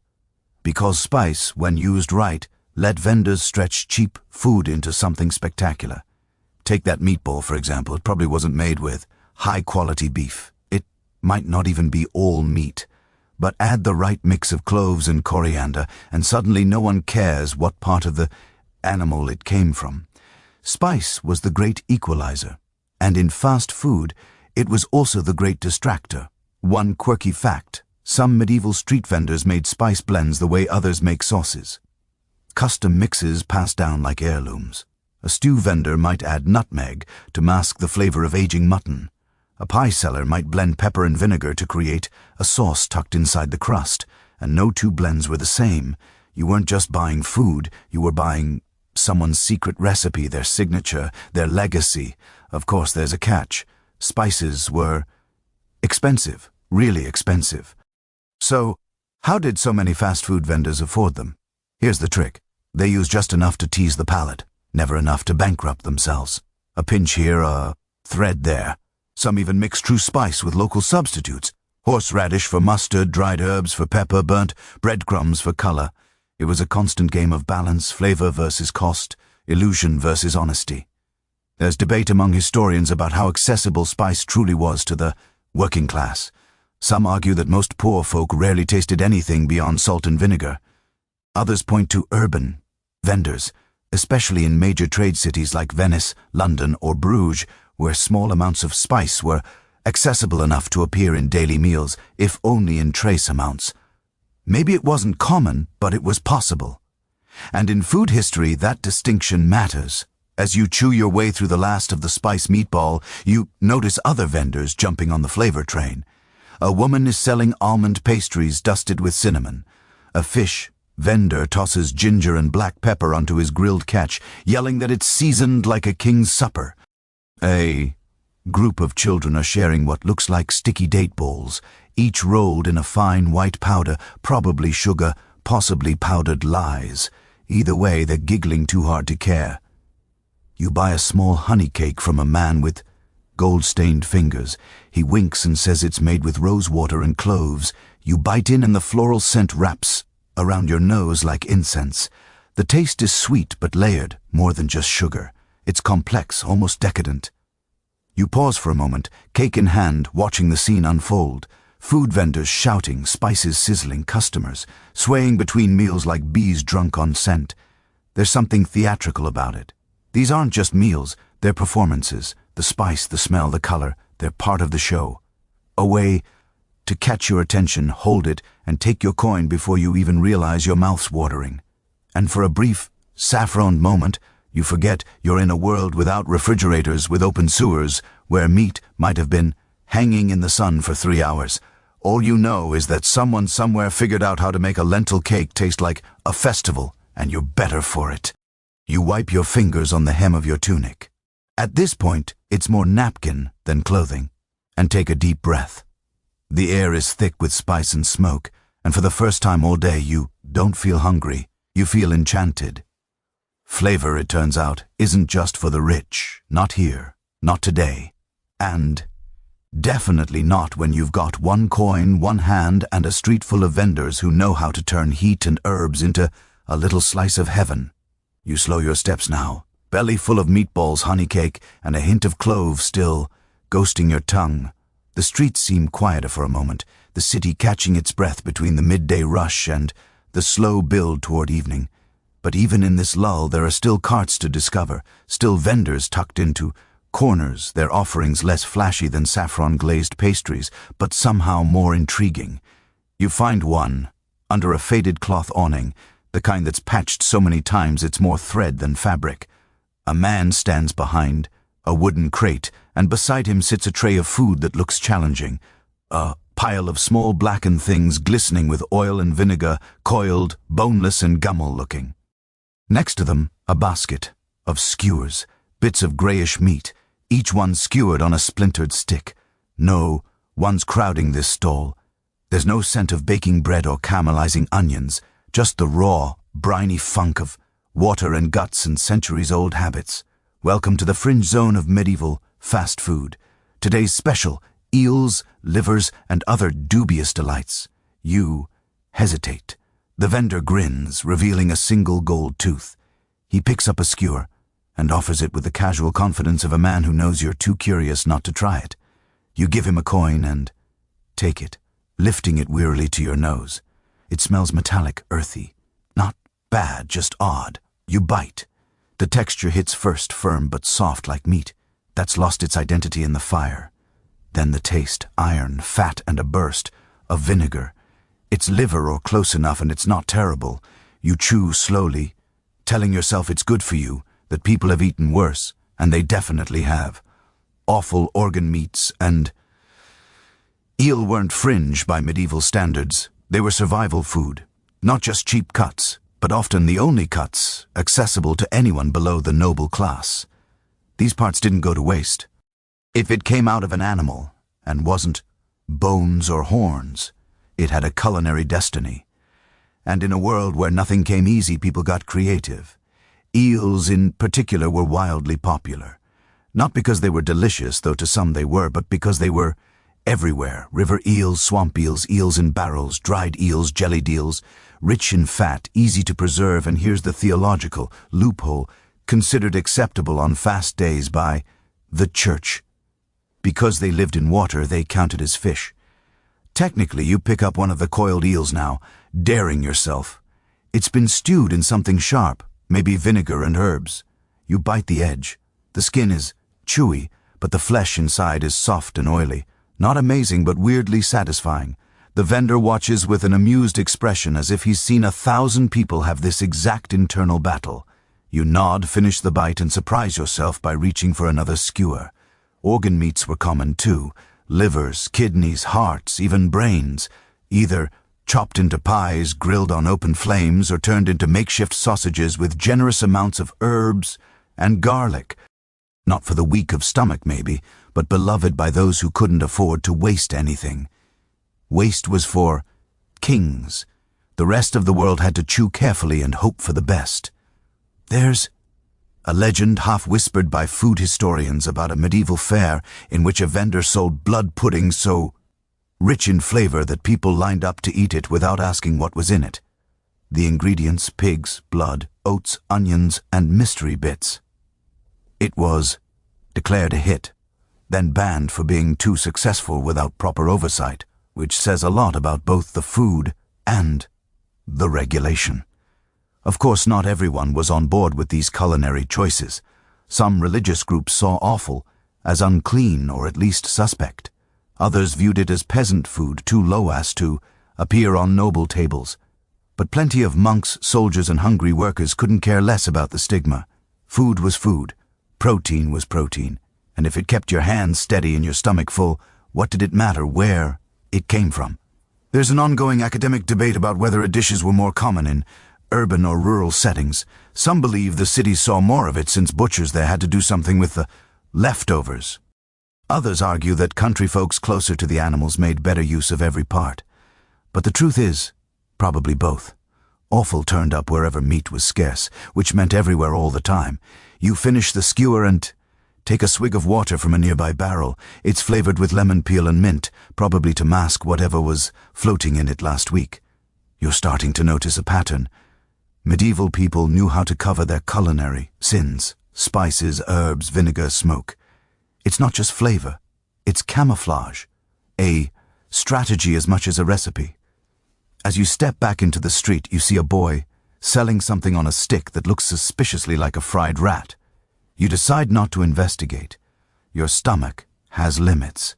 And besides, there's a group of children chewing dried fishtails on a bench nearby, each one crunching the bones like crisps. You smile. They look happy enough. The fringe food has its own loyal fans. Not everyone wants a saffron-scented stew or a pastry shaped like a goose. Some want the chewy comfort of liver, the fatty slick of eel, or the crisp char of a kidney that spent just a little too long over a flame. And for them, these carts deliver. You walk on a little queasy but weirdly proud. You've eaten the kind of food most people avoid. You've braved the unidentifiable, the undervalued, the underbelly of the medieval menu. And while you might not crave eel again anytime soon, you've earned a badge of honor among the market regulars. Because, in a world where nothing's wasted and every part gets cooked, the question isn't what is it, it's will it make you full. You've passed more pies than you can count today, some sweet, some suspicious, some still steaming, and a few that look like they could double as weapons. But now you're drawn in by something altogether different. The cart you approach isn't boasting flavor. It isn't sizzling or perfumed with saffron. In fact, it doesn't even smell like much. But it looks odd, bizarre even, because instead of wooden bowls or paper-thin wrappers, this food is being served in what appears to be a loaf of bread, a stale one no less. Trencher, the vendor says before you even ask, keeps your fingers clean, fills your belly twice. You nod, take the offered slab, and study it. It's a thick disk of old bread, rough brown, and more square than round, with a scoop of pottage ladled right onto it. The bread has a spongy middle, sunken slightly from the weight of the hot stew, but the outer crust is tough, enough to withstand a battering. You pick it up carefully, bite into the middle, and get a mouthful of savory, lentils and barley, followed by the dense chew of the bread below. It's not elegant, it's not even good exactly, but it's honest. And more than that, it's genius. Trenches were the medieval answer to the problem of plates. Mainly that plates were expensive, fragile, or simply unavailable. Who needs pottery when your bowl can be eaten afterward? Or more commonly, when your plate doubles as tomorrow's breakfast. The bread used for trenches was typically yesterday's bake, dry, heavy, and thick enough to soak up, broth without falling apart. Some were round, others square, often stacked on a board or napkin, then used as literal dinnerware. And when you were done eating, you could either chew it, toss it to a dog, or give it away as alms. In noble households, trenches were actually left behind intentionally. Once the meat and gravy had soaked into them, they'd be gathered and donated to the poor. Leftovers from the Lord's table might feed 20 hungry mouths. But out here in the streets, you get the whole package, hot food and the soggy dish that comes with it. No waste, no washing up, just carbs on carbs. You find a quiet spot to eat, well, quieter than usual, a low stone wall near a stable where the scent of horses is only slightly worse than the aftertaste of the eel you bravely tried earlier. You settle in with your trencher and marvel at how efficient it is. Every part has a purpose. Even the crust, once you chew through the first rock-hard layer, is edible. Kind of, you wouldn't call it tender. But in this world, that's not the goal. The goal is sustenance. Fill the belly, fuel the body, keep moving. Some vendors even specialize in trenches, not the stew. They buy stale bread from bakers, stack them high, and sell them with a rotating menu of fillings. Onion and beans in the morning, beef drippings at midday, maybe a little salted fish by nightfall. Sometimes it's fresh, sometimes it's 3 days old with a little extra vinegar to disguise the age. Either way, it's a miracle of form and function. There's a curious historical fact buried in the records of several large towns. Trenches were so common that laws had to be passed about how thick they must be, especially when used in taverns. If the bread was too thin, it would collapse. Too thick, and it was basically just another loaf with stew dumped on top. There were complaints, letters, a scandal or two. The politics of bread, as it turns out, were not to be taken lightly.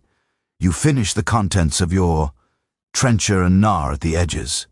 The broth has soaked through just enough to soften the middle, though the corners still fight you like you're trying to chew through old armor. A passing dog eyes you hopefully.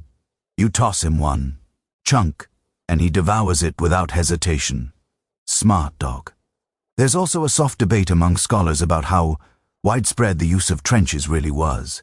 Were they used mainly by the lower classes? Were they a tavern staple, or just a street food workout? Some argue trenches were common at every level of society, just with different fillings and breads. Others suggest they were more a working-class solution born out of necessity. The evidence is piecemeal, literally. But one thing's clear, they were everywhere. You spot a young couple nearby sharing a trencher topped with what smells like egg and cheese.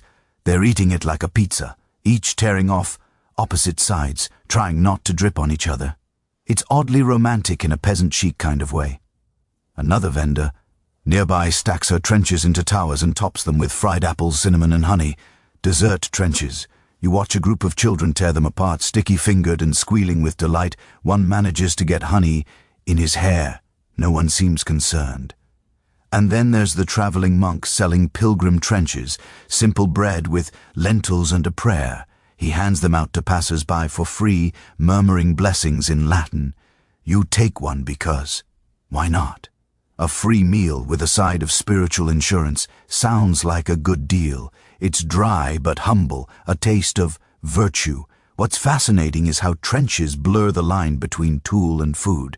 They're part utensil, part ingredient, part packaging. In a time before paper wraps, disposable spoons, or reusable containers, they solved a dozen problems with one loaf of stale bread.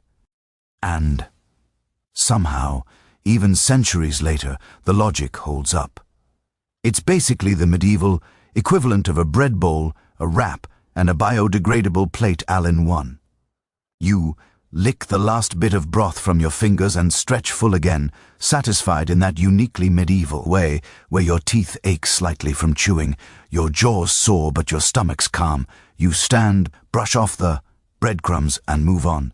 The street is coming alive again, evening's creeping in, and the bells are tolling faintly in the distance. Somewhere someone's roasting chestnuts. You smell it on the breeze. But first, maybe something to drink. Because trenches are a meal, yes, but they also make you thirsty, especially when half the crust is still working its way through your digestive system like a stone in a sock. Still, you can't help but admire the simplicity. Bread as a bowl, a tool that becomes a treat. You smile. Welcome to the future of dining, 13th century style. You follow the drifting smell of something toasty and herbal now. The light dimming as you cross into a quieter part of town. It's not silence exactly. There's still the clatter of hooves, the rustle of carts, the murmur of voices carried through narrow alleys. But the chaos of the central market has thinned. Here you notice more stone buildings, less shouting. A carved wooden cross leans above a doorway, and somewhere behind thick walls a bell tolls gently, not the clanging of commerce, but something softer, slower. You've stumbled into the shadow of a monastery. You might not think of monks as fast food types, quiet, cloistered, celibate men with tonsures and long robes. What would they know about quick meals? But that's the trick, medieval. Monasteries didn't just pray and copy manuscripts. They fed people, a lot of people, and often they did it fast. Outside the gate, a small group waits beside a low wooden bench where a large cauldron steams over a brick fire. A novice, young, red-faced and visibly sweating under his coarse robe, tends the pot with one hand and doss out portions with the other. No one pays, no one argues. They simply hold out bowls, or flat rounds of bread, and receive ladles of thick lentil stew, or in some cases just the broth with scraps. Monastic charity kitchens were the hidden gears of many medieval towns. While merchants sold food and taverns made their coin, monasteries gave it away, fast, hot, and humbly made. Not just to the destitute, but to pilgrims, travelers, the sick, and anyone who showed up hungry. For all the church's wealth and corruption, many religious orders took their vows of service seriously. Feeding the poor wasn't just good PR, it was salvation work. You step closer, and the novice eyes you, then gestures silently with the ladle. You nod, hand him a wooden bowl you borrowed earlier from a tavern and never returned. Don't worry, everyone does it, and he fills it with something beige and bubbling. You find a spot against the wall, sit cross-legged, and dip in. The stew is simple. Lentils, garlic, maybe a trace of celery or root vegetable. Salted enough to bring out flavor, but not overwhelming. You chew slowly. It's not spiced, not luxurious, but it's soothing. It tastes honest. A meal made without ambition or flair, but with care. Around you, the crowd is silent. A pair of elderly women eat with bowed heads. A boy with a ragged tunic slurps from his trencher, wiping his nose on his arm between bites. No one here is talking about spices or complaining about texture. They're just eating, thankful for what's warm and real. Monks had set meal times, strict dietary rules, and often observed fasts and feasts with rigid discipline. But when it came to the charity kitchens, the approach was different. You didn't need to follow the rule of St. Benedict to earn a bowl of barley soup. You just needed to be hungry, and for many travelers that bowl might be the only meal they'd get all day. Pilgrims on the road to shrines, Canterbury, Santiago, or local holy sites depended on monastic food as much as they did on the blessing of saints. A quick stop at a priory could mean bread, stew, and a night under shelter. No coin required, just a blessing mumbled over your head and a warning not to steal the spoons. A fringe historical fact. Some monasteries became so famous for their food that they started drawing pilgrims as much for the soup as for the relics. 1. Abbey in the Low Countries was known for a cabbage stew so rich and creamy that people wrote about it in letters. Divinely hearty, one traveler said, and possibly more comforting than the bones of St. Agnes. Take that, Agnes. Of course, not all monk-run kitchens were equal. Some were basic GRL pits, churning out slop with more water than grain. Others were remarkably well-organized with rotating menus depending on the season, fish during Lent, chickpeas and herbs in spring, root vegetables in winter, and always, bread. Bread so coarse it made your jaw ache, but still it was bread. There's a scholarly debate about just how much monasteries influenced local food culture. Some say they simply fed the needy and vanished behind their walls. Others argue their food shaped the tastes of the surrounding towns, especially when former novices opened their own taverns or cookshops with the recipes they'd learned in the cloister. You can believe either side, but as you sip your lentil broth under a stone crucifix, it's clear that at least here, in this town, the monks matter. You finish the bowl and hand it back. The novice gives you a brief tired nod, then returns to his pot. His robes are splashed with stew. His hands are cracked. He's clearly been ladling for hours. You resist the urge to say anything. This isn't a place for chit-chat. It's a place where food speaks and silence agrees. Before you leave, you notice a small line forming again. people who missed the earlier serving or who were too proud to join it until their stomachs growled loud enough. Among them is a woman with a baby on her hip and a shepherd with mud up to his knees. No one is turned away. The monastery itself looms behind the cart, its heavy doors closed, its windows dark. You wonder what the monks inside are eating. Probably the same stew, maybe with a bit more salt. Maybe not. In many orders, the monks themselves ate no better than the people they served. As you walk away, the noise of the city returns. Metal clanging, horses neighing, vendors shouting about pies again. The monastery fades behind you, just another building in a city of corners and smoke.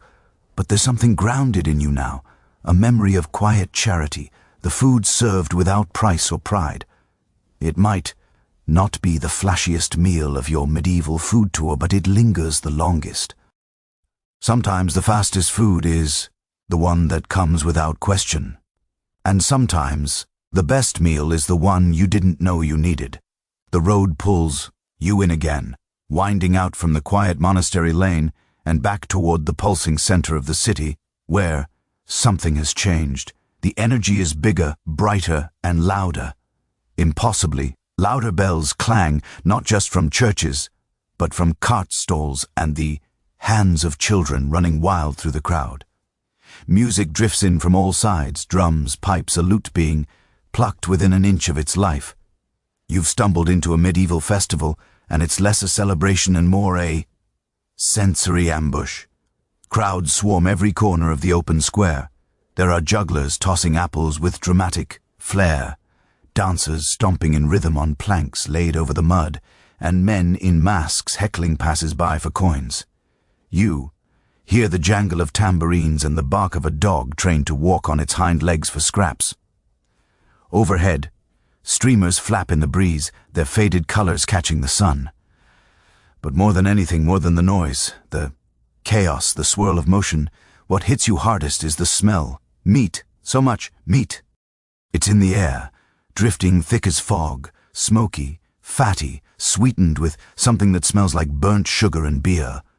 You follow the scent through the crowd like a divining rod, weaving past revelers in flower crowns and jesters in bells, until you reach the source, a spit nearly as long as a wagon, mounted over a pit so deep it radiates heat like a forge, and on that spit, rotating slowly, is an entire pig, crackling, blistered, golden, dripping with fat into the flames below.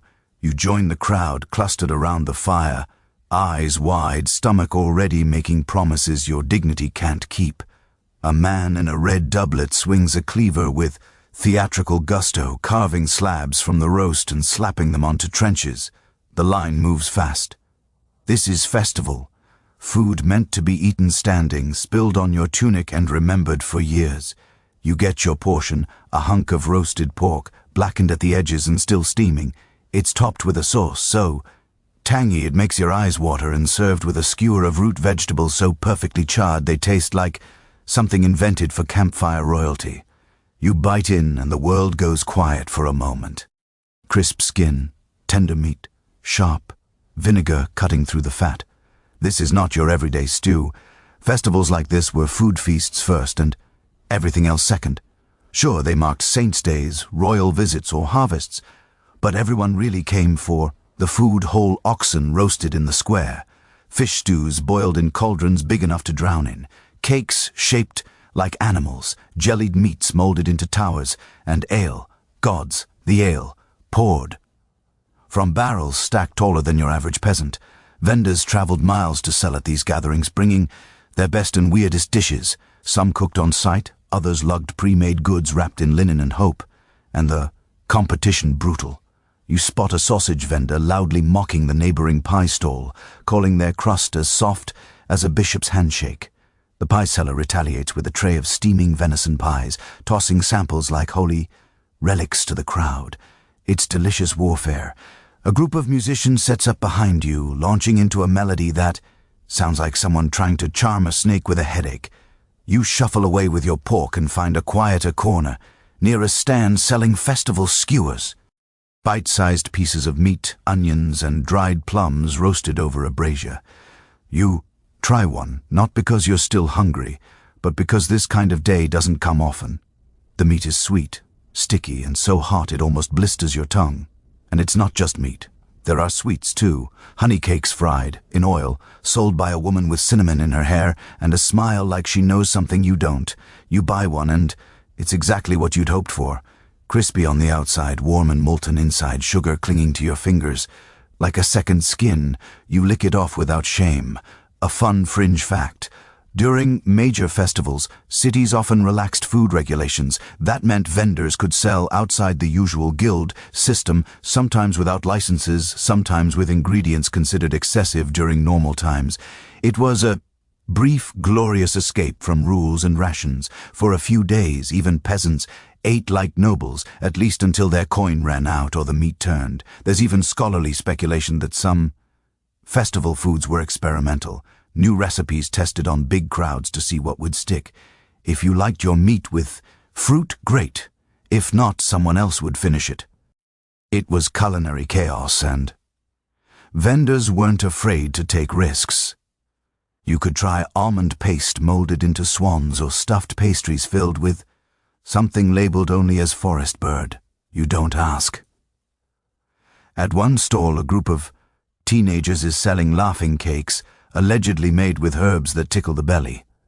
You don't try one. You've had enough belly tickling today. Thank you very much. Still, the crowd buying them seems thrilled, possibly also hallucinating. It's hard to tell in this light. Somewhere behind you, a man begins to sing about a roast goose that betrayed him. You decide it's time to walk. As you wander, soaking in the sights and smells, you notice something remarkable. No one's sitting. Everyone is eating on their feet, moving, talking, living. It's medieval fast food, at full volume. No chairs, no tables, just hands, mouths, and motion. Trenches, double as plates.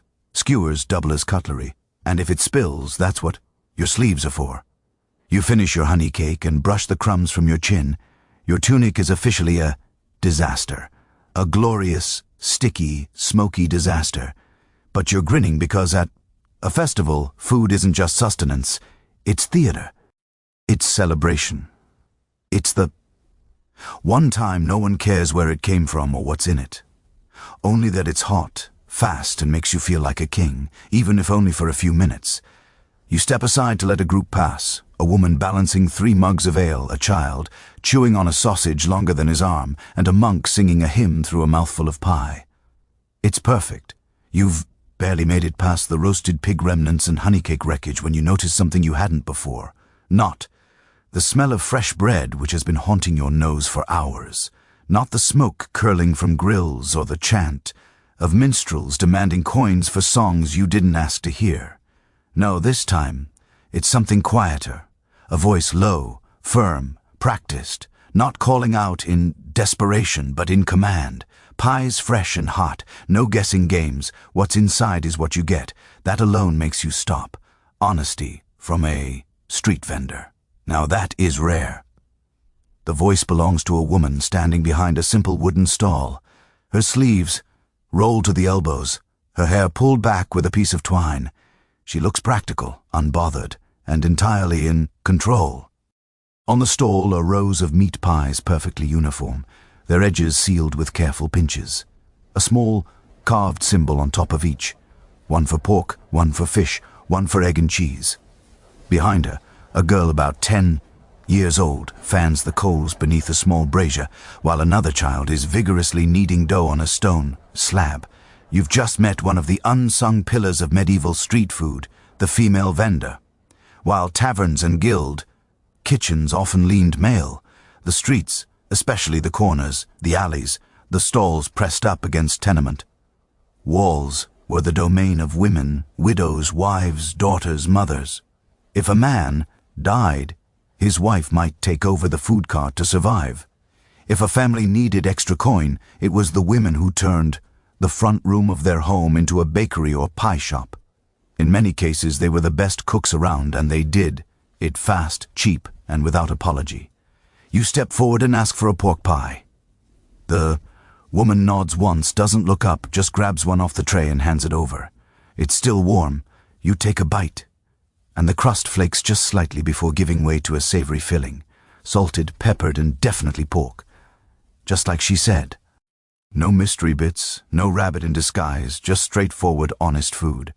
Around you, a quiet rhythm is formed. The woman bakes, the girls prepare, and the line of customers shifts steadily. There's no shouting, no street barker antics, just efficient practice service. It's oddly calming, and maybe that's why the line keeps growing. In some towns, women weren't just vendors. They ran the entire food operation in certain districts. Pie women, cake wives, and alewives were known by name. Some became local legends, famous for their roast goose or honey cakes. Others were feared mostly by their competitors. And while they didn't always have guild protection, they had something better: reputation. One fringe record from the 14th century, York mentions a woman named Marjorie who sold eel pie so popular that 3 rival vendors filed complaints accusing her of dishonest magic. Whether she used sorcery or just added extra pepper is unknown, but the city records show she kept her stall, and the others mysteriously stopped selling pies soon after. But it wasn't always easy. These women walked a tightrope between respect and suspicion, too successful. And people whispered about witchcraft, too assertive, and the men running the city took offense. There were rules, fines, even physical punishments for selling outside the approved hours or stepping into guild-controlled turf. And yet they kept working. Because food doesn't wait for bureaucracy, and neither does a hungry crowd. The girl, fanning the coals, coughs and shifts her position, her hands expertly adjusting the pan above the flames. You realize she's no apprentice, she's part of the business. The woman speaks to her without looking. More fish pies, ready? The girl nods, then grabs a handful of dough and starts shaping. It's a family affair. Many of these stalls weren't just solo acts. They were family-run machines, siblings making dough, daughters grinding spices, mothers managing coins and customers. Fast food wasn't just a meal. It was a livelihood passed down generation to generation, with recipes whispered between bites and secrets encoded in spice. There's debate, of course, about how free these women really were. Some historians argue that female vendors had more economic independence than most women of their time, earning their own coin, managing stock, and negotiating with customers. Others say it was survival, not freedom, and that most profits went to male relatives or landlords. Probably both are true, depending on the city, the year, and the woman herself. You buy a second pie, this one marked with a simple fishbone carved on top. Inside, it's chopped white fish with parsley, vinegar, and something tangy you can't name. It's briny, rich, and perfect for eating while walking, which you do, nodding to the girl as you leave. She doesn't smile, just returns to kneading. Business never stops. Farther down the lane, another female-run stall is selling fried flatbreads dusted with honey and caraway. The vendor is older, with gray hair and arms like rolling pins. She slaps the dough onto the grill. Without looking, flips it, dusts it, and hands it over in one seamless motion. You buy one naturally. The outside is crisp, the inside airy, and the sweetness clings to your fingertips long after the last bite. You sit on a stone step and watch as the women around you feed half the city. No shouting, no flamboyant knife tricks, no boasts, just precision, heat, and care. A girl no older than 12 brings a basket of bread rolls down the street, selling them 3 for a coin. A young woman with a tray of hard-boiled eggs walks past, singing softly, her voice nearly drowned out by the crowd. And suddenly, you realize how invisible this labor can be, how essential, how constant, and how easily overlooked. These aren't the grand feasts or flaming spits of festival fame. This is the everyday, the sustenance, the food that gets you through a morning shift or a night without coin. It's made with skill, but no celebration, just hands, heat, and hours of work. You finish the last of your flatbread, lick your fingers, and stand. The street is buzzing now, the light shifting golden again as the day begins its slow descent. Somewhere nearby, a bell rings, and the woman at the pie stool begins to pack up. She stacks her trays, wraps her leftover dough, and gestures to the girls. They move quickly, wordlessly, without a single wasted motion, because tomorrow they'll do it all again. And the day after that, fast food doesn't rest. especially when it's made by the people holding up half the city with one hand and kneading dough with the other. You walk a little slower now, belly comfortably full, the heat of roasted pork and honeyed flatbread still lingering in your limbs. The sun's dipped just enough to throw long amber slants across the road, highlighting the dust that floats in the air like flour on a baker's hands. The streets remain busy, never silent, not here. But the pace softens, and as you turn onto a quieter side street, a line catches your eye. Not long, not loud, just steady. They're waiting outside a bread stall. It's a simple setup. A long table with baskets of loaves piled high, behind which stands a man with arms like tree limbs and a face that looks carved from bread itself, weathered, flour-dusted, and stoically unreadable. On one side of the table sit rows of pale round loaves, softer-looking, near white. On the other, darker, rougher hunks of bread, cracked and uneven.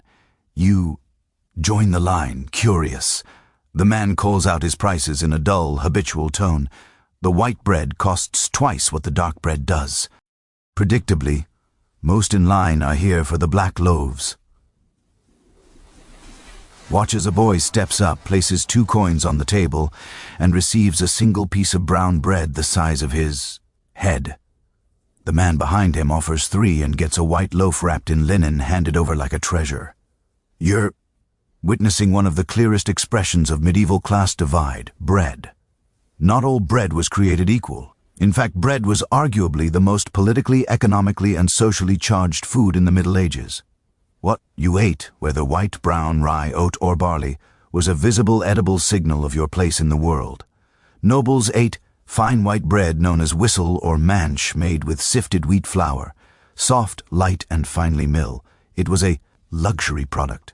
Everyone else, they ate black bread, a dense, hearty loaf made with rye, barley, oats, and whatever else was on hand. You reach the front and opt for a slice of each. Why not? 1 dark, 1 light. You pay a little extra, curiosity tax. You bite into the black bread first. It's coarse and nutty, with a bitterness that reminds you this is food made to last, not to delight. It's chewy in the way that makes your jaw work overtime, but oddly comforting, the kind of food you imagine chewing through after a long day hauling bricks or chasing pigs. It's made to fill, not thrill. Then the white, it's soft, barely any crust, light as air by comparison, but bland. So bland like someone tried to remove all flavor in exchange for status. You chew it, but it doesn't satisfy in the same way. It tastes like money and like the absence of need.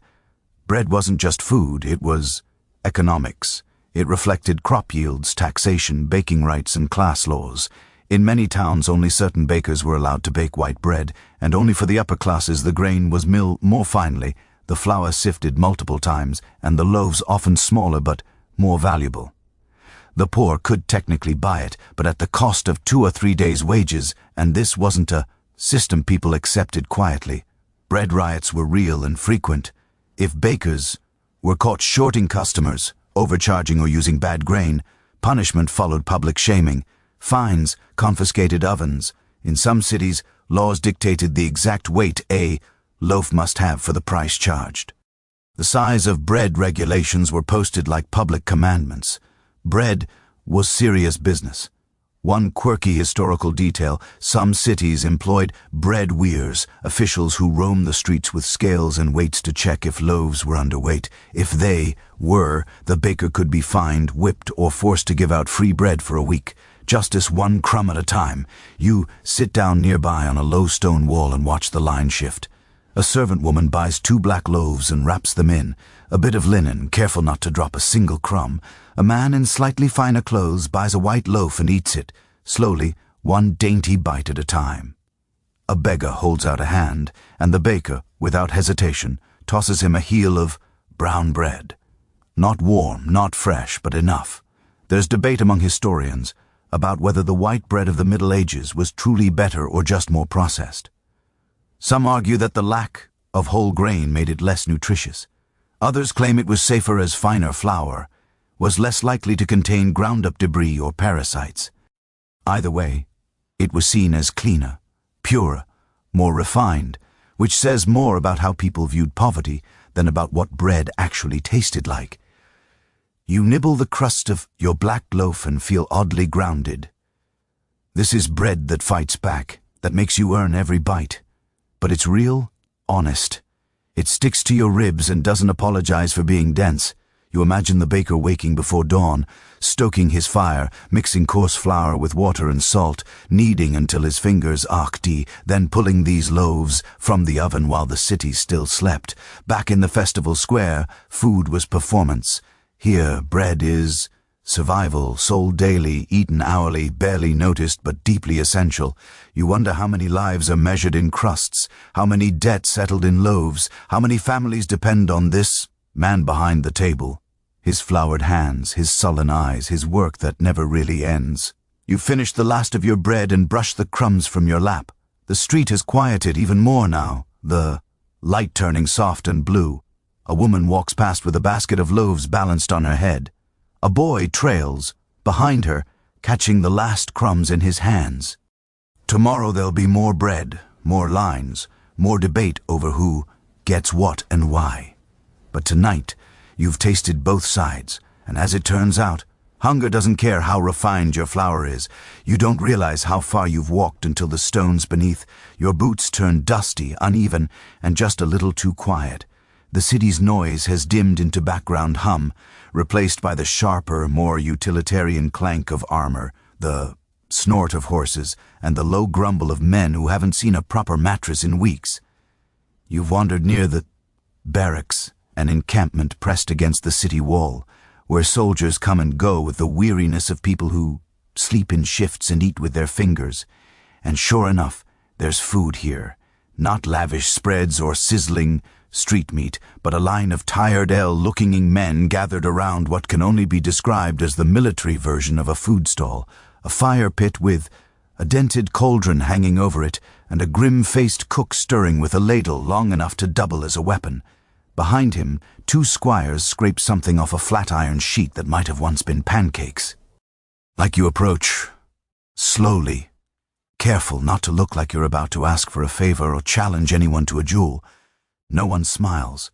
These men have the hollow-eyed look of people who know what an arrow sounds like up close, but they eat quietly, quickly, and as it turns out, almost exclusively, with their hands. You ask what's cooking, and the nearest soldier shrugs. Whatever was still, salted and didn't smell like feet. You nod. Fair.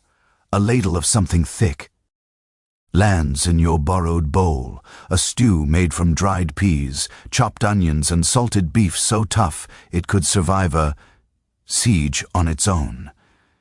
You're also handed a hard biscuit known unofficially among the troops as toothbreakers. You try to bite into it and immediately regret your life choices. Welcome to the world of medieval military rations. Fast food on the front lines, where speed, storage, and survival matter more than taste. Armies couldn't rely on daily markets or kitchen staff. Their meals had to be mobile, durable, and immune to rot. Salted meat was king, beef, pork, even fish. Rubbed in salt until it turned stiff, then packed into barrels for travel. It could last weeks, sometimes months, though it needed soaking or stewing to be edible. And even then, edible was being generous. You dunk your biscuit into the stew until it softens enough to chew. It tastes like someone boiled cardboard in beef water, but you finish it anyway, and strangely you feel better afterward, fed, grounded, maybe a little closer to understanding the daily rhythm of men who carry swords for a living. One of the squires offers you a small pouch of dried fruit, mostly shriveled apples, a few slivers of pear. Trade from the last village, he says. Cook threatened to use it in a pie. We saved it. You smile and chew slowly.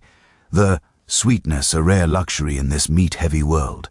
Military cooks had to be part alchemist, part gambler. Working with limited tools, no fresh ingredients, and open fires in all weather, they became experts at making food not terrible. They stewed everything. Dried peas, onions, salted, meat, wild herbs. Sometimes turnips or cabbage, if nearby farms had extra. No spices unless they were filed or rationed from officer stores. The occasional beer or wine poured into the pot to soften tough cuts. That's it. And they had to do it fast. Soldiers don't wait. When they're hungry, they eat. Burnt stew? Fine. Undercooked biscuit. That's your jaw's problem. It's food as fuel and nothing more. There's a quirky little fact from a 14th century military ledger. Some units were issued portable ovens, tiny clay domes that could be placed over coals and used to bake bread or dry meat. Not common, but prized by cooks who didn't want to serve cold mush again. Others just baked in iron pots or cooked directly in the ashes. One record tells of a knight who cooked bacon on his shield. It worked, but he regretted it during the next battle. There's debate among historians about just how organized medieval army food really was. Some argue that most troops scavenged or bought food from civilian vendors who followed the army on campaign. Settlers, they were called. Others believe large campaigns had actual logistical plans. Barrels of grain, salted fish, livestock in tow. The truth probably sits in the muddy middle. If you were lucky, you ate stew. If you weren't, you stole cabbages from nearby fields and hoped the captain didn't notice. You watch as one soldier pulls a charred onion from the fire, blows on it, and eats it whole like an apple. Another unwraps a small wheel of hard cheese and slices it with a knife, still stained from sharpening arrows. Everything here is efficient, reused, simplified to its barest form. A knife is your fork, bread is your plate, ale is your hydration, and yes, they have ale. Weak, warm, and served in dented metal mugs that have clearly been dropped one too many times. You're handed one without asking. It smells like barley and regret, but it washes down the salt and ash just fine. You sip slowly and glance around. The camp is less a dining area and more a battlefield in recovery. Bits of armor rest beside empty bowls, shields lean against benches. A man nearby sharpens his dagger while chewing a piece of dried meat with terrifying focus. No one lingers after eating. It's food then gone. The kind of fast food that moves with you, cooked in the same pot where you once boiled water for wounds. You wipe your hands on your tunic again and hand back the mug. The soldier nods once. No thanks, no fuss, just acknowledgement.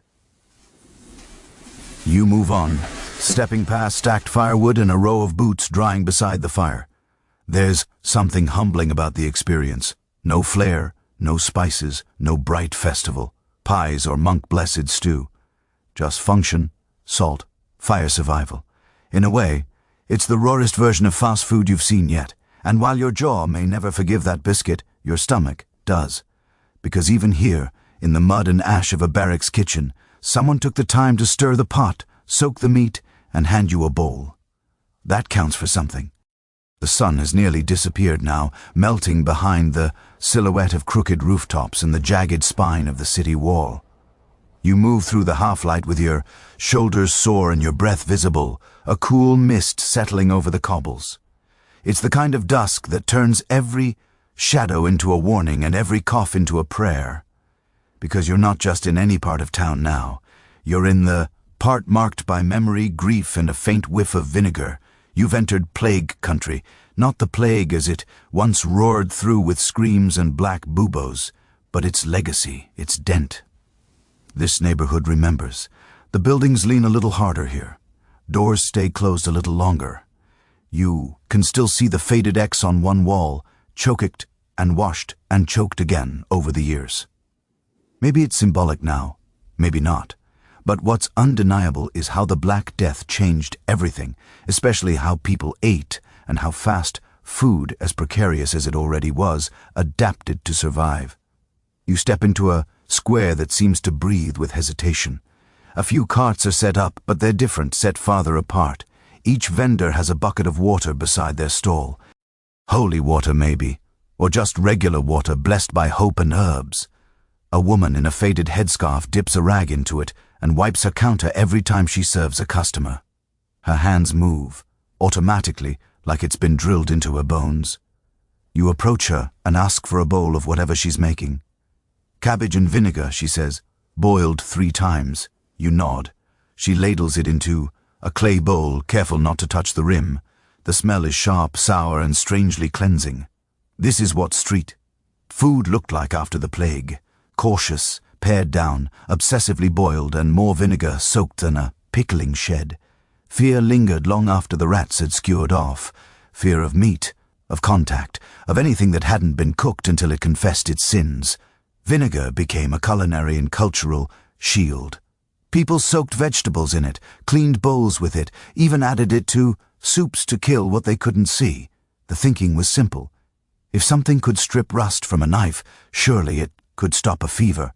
So now your cabbage stew tastes like a salad gone to war. But you eat it anyway, grateful for warmth. You glance around. Another vendor hands out bread soaked in broth, already torn into pieces so no one has to touch it. A third stirs a pot with gloves on, dipping in long leeks and whole onions that cook until they nearly disappear. Everything smells faintly of herbs: rosemary, sage, sometimes lavender, not for taste but for protection. People believed fragrant herbs could ward off miasma, the bad air that carried disease, a fringe historical detail. Some food vendors wore masks during plague outbreaks. Not the beaked doctor masks we all know, but simple, cloths wrapped over their noses and mouths, often soaked in wine or rosewater. There's even a record of a cook shop in Avignon requiring vendors to wear sprigs of thyme pinned to their clothes for the defense of the body and the public trust. Not exactly PPE, but the medieval version. You notice that every dish offered here is a variation of boiled meat, boiled greens, boiled porridge, no roasting, no charring, raw food unthinkable. Even bread is recooked in broth to be considered safe. You buy a spoonful of lentils stewed with garlic and vinegar served over a hunk of soggy rye. It's mushy, sour, and slightly burnt. You finish it all. The plague changed more than just ingredients. It gutted the market. So many bakers, brewers, butchers gone. In some cities, entire food districts were wiped out. With fewer people came fewer hands to prepare, fewer mouths to feed, and fewer coin purses to chase. The supply chain, such as it was, collapsed, and fast food. Vendors had to become scavengers and strategists. They stretched flour with crushed beans. They made fake sausages from bread and blood. They sold soup so thin it might as well have been a prayer. And yet the hunger remained. People still needed to eat. So the stall stayed open, shaky, cautious, but open. You admire the resilience of it. The fire didn't go out even if it had to burn with scraps. There's debate among scholars about whether food safety actually improved after the plague. Some argue that fear brought better habits, cleaner stalls, boiled dishes, fewer raw risks. Others point out that desperation still ruled, and in many cases food just seemed safer because people needed to believe something could keep death away. The truth, as usual, lives somewhere in the gray haze of uncertainty. You stand quietly, bowl in hand, as the vendor wipes her counter again. She nods to you, and for a moment you see the exhaustion in her eyes, not just from work, but from living in a world that knows how fast everything can unravel. Behind her, a small wooden sign reads, "Clean fire, clean water, clean hands, 3 rules, 3 hopes, maybe 3 lies. Doesn't matter." People still line up. You step away, the taste of vinegar clinging to your mouth like a memory. The air is colder now. You can see your breath. Somewhere in the distance someone coughs, a dry, rattling sound that freezes the street for half a second before everything resumes, because that's the deal now. Pause, flinch, continue. You pass a boy selling cloves and rose petals tied in cloth bundles, plague bags he calls them. Smell this and live. You buy one, hold it to your face. It smells like fear trying to be hope, and as you walk you wonder how many people were fed in this very square during the worst days, how many hands shook as they accepted a bowl, how many vendors showed up knowing they could die but choosing to stir the pot anyway. Fast food didn't stop during the plague. It just boiled deeper. And in that steam was something more than hunger. It was survival. The air tonight carries more than cold. It carries ritual. A slow humming tension, the kind that tugs at people's habits and rearranges the day's menu without asking for consent. Because tonight's not just any night, it's a Friday, and it's not just any Friday. It's deep into Lent, and the food stalls feel it like a weight pressing down on every cooking pot and cutting board in town. You smell no meat, not a single thread of bacon in the air, no sausage grease slipping along the cobbles, no burnt pork bones glistening in the firelight. Instead, the dominant sense of fish, bread, and something herbaceous, likely a holy blend of necessity and desperation. You're entering the realm where fast, food and faith collide. Religion wasn't a weekend activity in the Middle Ages. It was the calendar, the schedule, the menu, and the unrelenting voice in everyone's ear. And when the church said no meat, people listened. Some because they believed, some because they feared damnation, and many because the church also employed people to check. Enforcement wasn't always subtle. Selling meat during a fast day could get you fined, banned, or holed up before a bishop with nothing but your prayer beads and excuses. So what did medieval fast food look like when meat was off the table? You don't have to look far. The first stall you pass is steaming with fish stew, thin, white-fleshed cod, cooked in broth with leeks and garlic. It smells good, even if it looks like it was cooked in the dark by someone afraid of flavor. You accept a bowl, eat it slowly. It's salty, watery, but hot, a comfort against the chill, if not a thrill. The next stall sells fried herring, split down the middle, breaded in coarse meal, and cooked in oil over open coals. You watch a man bite into one, pick out a bone, and keep chewing like nothing happened. You follow suit. The fish is crisp with a sharpness from vinegar poured over it right before serving. It's fast food that answers to heaven, and not just on Fridays. In the medieval church calendar, there were a lot of meatless days, over 100 every year, depending on how pious or paranoid your local priests were. Lent alone demanded 40 days of abstinence. Advent added more. Even Wednesdays and Saturdays could come with meat bans.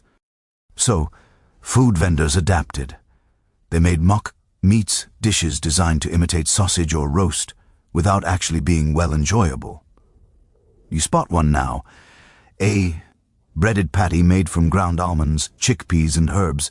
You bite in. It tastes like someone once read a recipe for meat and got distracted halfway through, but it's warm and weirdly filling. One stall tucked in a churchyard corner sells only fish pies. They're marked with crosses carved into the crust, both a signal of piety and a subtle nudge to customers. This one's holy, not ham. You try one. The crust is flakier than most you've had today. And the filling, eel and onions, is rich without breaking any religious laws. Technically, there's a historical debate here. Some scholars argue that the church's rules helped develop a whole subgenre of creative cuisine, forcing cooks to explore new ways to feed people without relying on meat. Others suggest it just led to a lot of cheating. Fish, cooked to look like chicken. Eggs claimed to be spiritual food, not animal flesh. One record tells of a noble who insisted that beaver tail counted as fish because beavers swam. The church eventually agreed. The beaver did not get a say. You sip a mug of ale. Yes, still allowed. And take in the subtle pressure all around you. The stalls are quiet tonight. No one shouting, no aggressive upselling, just careful compliance. You see one vendor quietly packing up a bucket of pork sausages, hiding them under a sack of onions. A woman stands nearby, arms crossed, eyes narrowed. She doesn't say anything, but her expression promises a quick confession if he's caught. Religion wasn't just present, it structured the medieval food world. Vendors knew when to offer meat, when to swap to fish, when to fast entirely. Some even built 2 menus, one for ordinary days, one for holy days. Taverns did the same. The good ones had Lenten pottage and Advent pie ready to go, like an ecclesiastical fast food combo. You find a baker, selling bread rolls filled with onions and herbs. No lard in the dough, he swears, only olive oil. Expensive, but acceptable. He hands one over with a solemn nod, as though this roll has passed spiritual inspection. You eat it, and it's surprisingly good. Savory, aromatic, and dense enough to quiet your stomach's constant complaints. It strikes you as you finish the roll and wipe your hands how deeply tied food is to the rhythms of belief. You can't separate hunger from holiness here, not when what you eat and when might affect your soul's fate. That's a heavy burden for a fried herring to carry. You walk on passing a child selling pickled eggs with a note pinned to her tunic, approved by Father Matthias. She looks too tired to lie. You buy one. It's sour, firm, and oddly comforting. Even street food takes on ritual during fasting periods. Vendors recite their ingredients like scripture. Crosses are carved into pies. Herbs are blessed before being boiled. And the line between dinner and devotion blurs completely. You could be eating a bowl of fish stew, but if it's Friday and the right prayer is said, it might also be your penance. You finish your egg and tuck the shell into a crack in the wall alongside dozens of others. A small tradition, apparently. Maybe for luck, maybe for no reason at all. The bells ring again, 3 slow tolls, and the street begins to thin. Some vendors pack up, others kneel beside their stalls to say prayers. The air feels heavier, the night colder. Not unpleasant, just hushed. You take one last look at the row of stalls, still warm with steam and quiet resolve. In a world where hunger never sleeps, even heaven has to accommodate a few quick meals, just as long as they're meatless. The city is nearly asleep now. Candles flicker behind shuttered windows, casting faint halos on the cobbles. Even the cats who've spent the day loitering near food stalls and stealing cooling pies have disappeared into the cracks. You're left wandering the alleys with only the soft hush of distant voices and the faint smell of woodsome smoke for company. And yet, something stirs ahead. A glow, a scent, a low thrum of conversation. Not loud, not showy, just steady. You follow it, curiosity leading your feet more than hunger now, and find yourself at the edge of what looks like a covered alleyway, tucked behind a row of taverns. The entrance is flanked by barrels and broken crates, almost like it doesn't want to be found. But inside, the warmth is immediate, not just heat from the fire, but from the people. This is the after-hours cook, the medieval equivalent of a late-night diner, where workers, night guards, travelers, and anyone who can't quite sleep find their way for one last bowl, one last bite, one last bit of comfort before the long dark settles in. You slip inside and sit on a worn bench at a shared table. A woman with a wide apron and soot-smudged cheeks hands you a bowl without asking what you want. That's how it works here. There's no menu, no performance, just what's left and whatever's hot. Tonight it's onion broth. Thin, salty, flecked with herbs. A crust of bread floats in the middle, already soaked through. You take the bowl in your hands and sip slowly. It's not fancy, not layered, not particularly interesting, but it's warm and it makes your shoulders relax for the first time in hours. These cookshops didn't get much fanfare in the official records. They weren't taverns or INS, didn't always have signage, and operated in that gray space between legal and necessary. Some were just back kitchens that stayed open after closing. Others were family, homes that moonlighted as soup vendors once the bells tolled. But they were essential.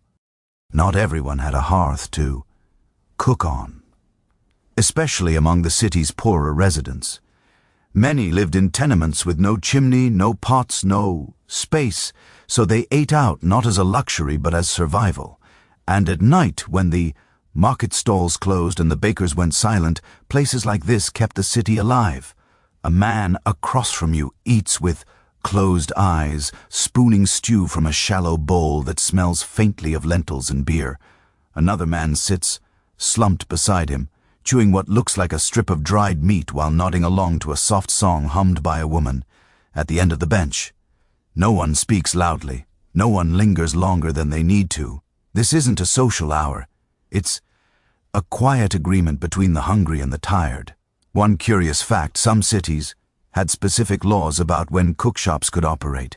They were sometimes banned from serving food after curfew hours unless they paid extra fines or unless they were feeding guards, monks, or people on official business. Of course, that rule was mostly ignored, especially when the constable himself might be stopping by for a bite after patrol. You notice as your eyes adjust how cleverly the space is arranged. One woman tends the fire. Another pours thin ale into chipped mugs. And a third is ladling broth from a pot so deep it could hide a small child. There are no tables, just boards stretched over barrels, no bowls match. Everyone eats elbow to elbow, but with a quiet respect for the fact that no one here wants to make conversation. It's comfort food, not because of what it is, but because of when and where it finds you. You mop up the last of your broth with the soggy crust and hand back your bowl. The woman who served you gives a tired smile, not a polite one, but the kind that says, "You're all right." It feels like a blessing. There's scholarly debate about the role of these shops in shaping urban food culture. Some historians argue that they were precursors to modern restaurants, open kitchens where you paid for a single dish and sat among strangers. Others see them as extensions of communal living, places where people, particularly the working poor, relied on shared space and shared meals. Either way, they're often overlooked. Too humble for chroniclers, too informal for the guilds, but unmistakably vital.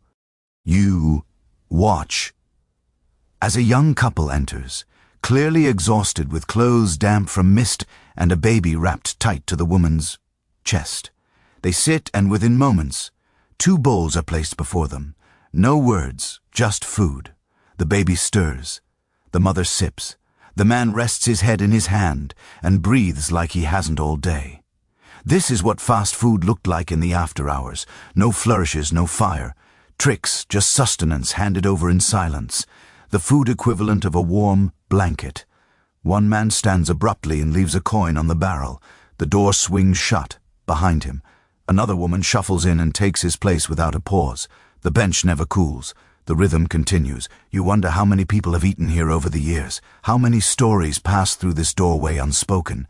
Grief, joy, hunger, fear, all boiled down into one more spoonful of broth, one more crust of bread. You stretch, your body slower now, heavy with warmth. You've eaten all day. Pies, trenches, stews, meat, fish, and mystery patties. But this simple bowl at the end of it all, this feels the most human, the most timeless. You thank the cook with a nod. She nods back, already moving to refill another bowl. No names, no tab, just understanding. Outside, the mist has thickened. The city's asleep or pretending to be. You pull your cloak tighter and walk into the fog, the last taste of broth still on your tongue, your breath ghosting into the cold air. Somewhere behind you, a kettle boils again. Another bowl is filled, and another night carries forward on the back of something warm, fast, and quietly kind. The streets are hushed now, every sound amplified by the stillness, your boots on damp stone, the occasional sigh of wind curling between shutters, the soft drip of water from a gutter above. You move like a ghost through the sleeping city, the buzz of taverns long faded, cook fires cooling, the day scents now just faint memories clinging to corners. But up ahead, past the stables and the closed gates of a grain merchant's yard, you spot a single flicker of firelight, steady, stubborn, and alive. It's a cart, a real one this time. Wooden, two-wheeled, painted once, but now dulled with soot and grease. It's parked under a crooked beam, jutting from a tenement, smoke rising from a small brazier inside the cart's belly. The vendor isn't shouting. He doesn't need to. The smell does the talking. Charred, sweet, unmistakably, late night. You drift closer and see it at last. Hot meat pies, but not the carefully marked respectable kind you saw earlier. These are sloppy, mismatched, oozing from their crusts, like they've been hurried into existence by someone who had no time for neatness. You're handed one without a word. No questions, no coins exchanged yet. This is the post-curfew economy. Pay later, or don't. Depends how well the vendor remembers your face. You bite in. It's hot, recklessly hot. You burn your tongue immediately and have no regrets. The crust is thin, crumbling at the edges, barely holding together inside. Meat, you think? Probably pork. Could be mutton. You taste sage, onion, and just enough salt to make you want another bite. It's glorious, messy, defiant. This is the realm of the Moon Market, an unofficial, unlicensed network of food vendors who operated deep into the night, feeding those who didn't stop working when the sun set.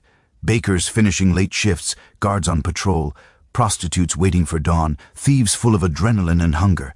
These carts didn't follow guild rules. They didn't always ask permission. They were nimble, adaptable, and technically illegal most of the time. And yet, they flourished. Because hunger isn't bound by law, and neither is a craving.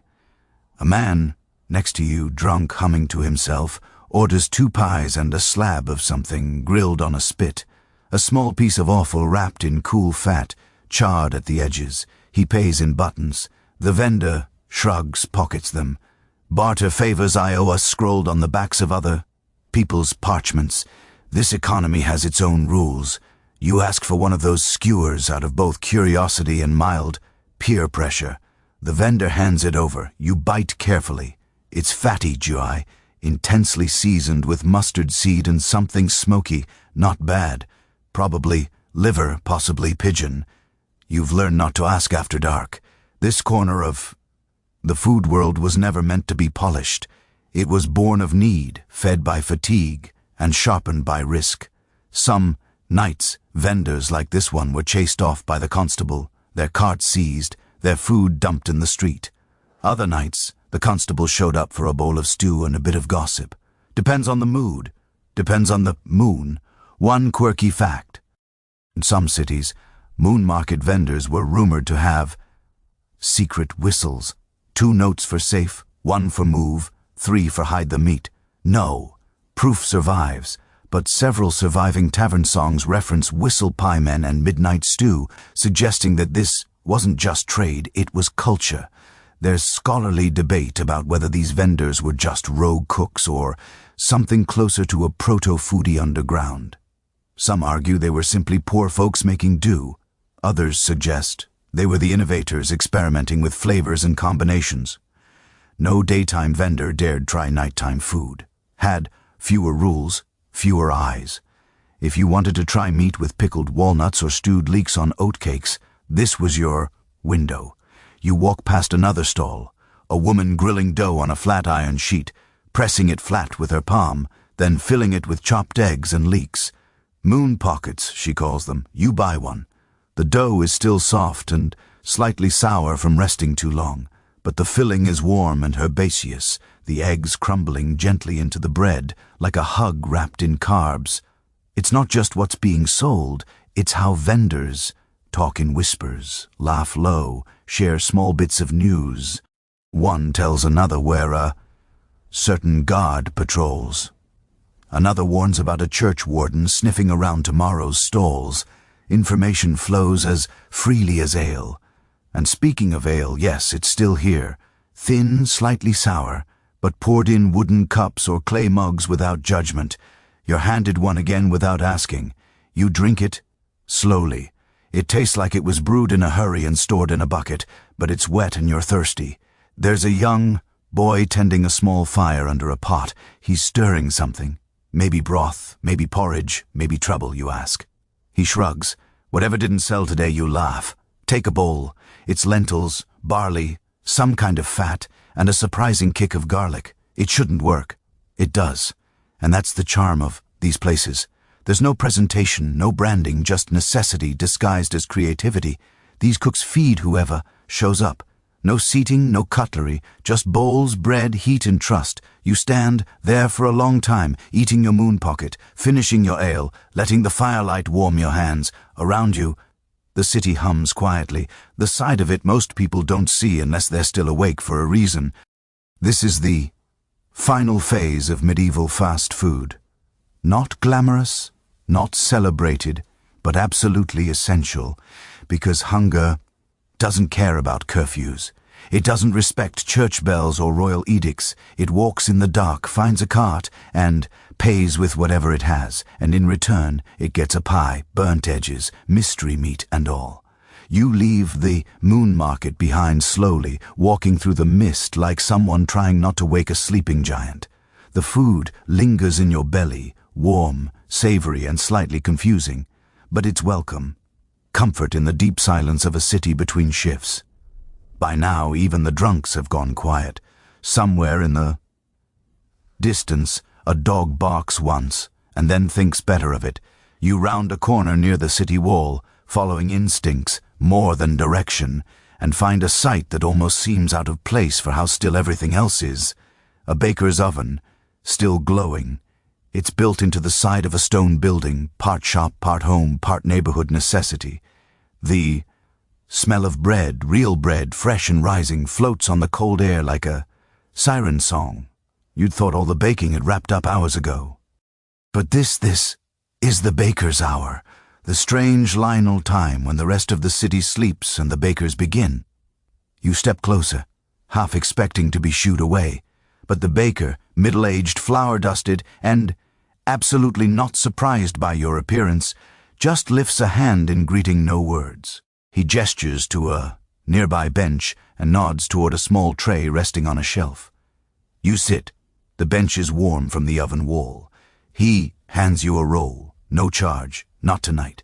It's still hot, crusty on the outside, steaming in the middle. Simple. White flour, water, yeast, and maybe just a ghost of salt. You bite in, and for a second, nothing else matters. Most medieval fast food depended on people like him, those who worked through the night to make mornings possible. Bakers weren't just bread makers. They were the city's pulse. Their ovens never truly went cold. They served vendors, taverns, monasteries, markets, hospitals, and homes. Without them, nothing started.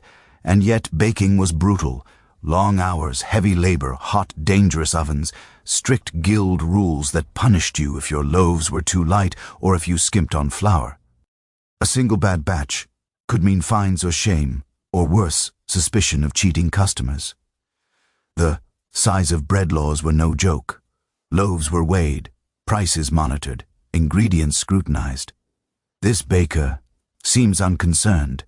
He moves like someone who has done the same task every day for 40 years and no longer thinks about it. He shapes dough with a kind of sleepy grace, tossing it into baskets, scoring the tops with a practice flick. He says nothing, but everything about him speaks of rhythm, ritual, and quiet purpose. Nearby, a younger apprentice shovels embers into the mouth of the oven, his face lit orange in the glow. He glances at you and grins, flowers smudged across his cheek like war paint. He's too young to be tired yet. You notice other things too. A small basket of hard rolls, labeled for delivery to the hospital, a tray of oatcakes set aside for the poorhouse, a few sweet buns, raisin-studded, likely reserved for a priest or noble household. Even in the silence, the flow of the city continues. And the baker is one of the few who still has his hands on the wheel, a quirky bit of history. Bakers often had agreements with local taverns or street vendors. They didn't just sell bread, they loaned oven space.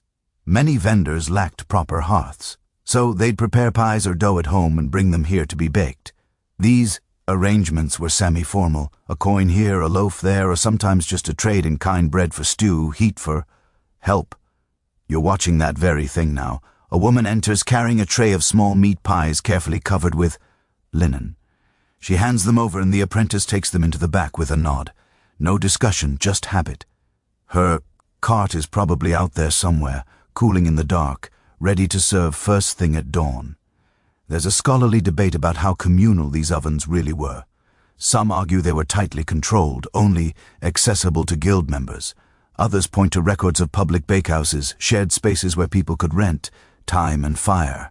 And in poorer neighborhoods, it's likely that the baker's oven doubled as the neighborhood hearth, a literal hotspot for news, gossip, and the occasional stolen recipe. The baker hands you another roll. This, one darker, may be rye. You take it, bite in, and taste a little molasses, a little smoke. Still hot, still good. Your fingers are dusted with flour. Now, you feel like you've become part of the night's rhythm, folded into it like a bit of dough waiting to rise. You sip water from a tin mug offered by the apprentice. It's lukewarm but clean, and it clears your throat better than Al would have. You realize you haven't spoken a word since you arrived, and it doesn't matter. This space is built on silence. Eventually, the woman returns for her pies, baked and golden, the edges curled just slightly from the heat. She nods her thanks, collects them, and disappears into the fog, her footsteps soft and fading. The baker finally speaks, just one word. Morning. You glance up. The sky's lighter now, barely, a hint of gray behind the rooftops. You blink, startled. Somehow, the night has passed. The baker shrugs as if to say, this happens. He goes back to shaping dough. The apprentice starts sweeping flour from the stones. A rooster crows miles away, and the sound feels like a curtain lifting. You stand, thank the baker with a quiet nod, and leave the last bit of crust on the bench. Maybe someone else will need it. Maybe not. The streets are beginning to stir again. A cart rumbles in the distance. A door cracks open. Somewhere, someone is slicing cheese. The food world begins anew, but in this little corner where the ovens never stopped, the day has already begun, and it smells like bread. The sky shifts from gray to pearl as dawn officially presses its thumbprint on the city.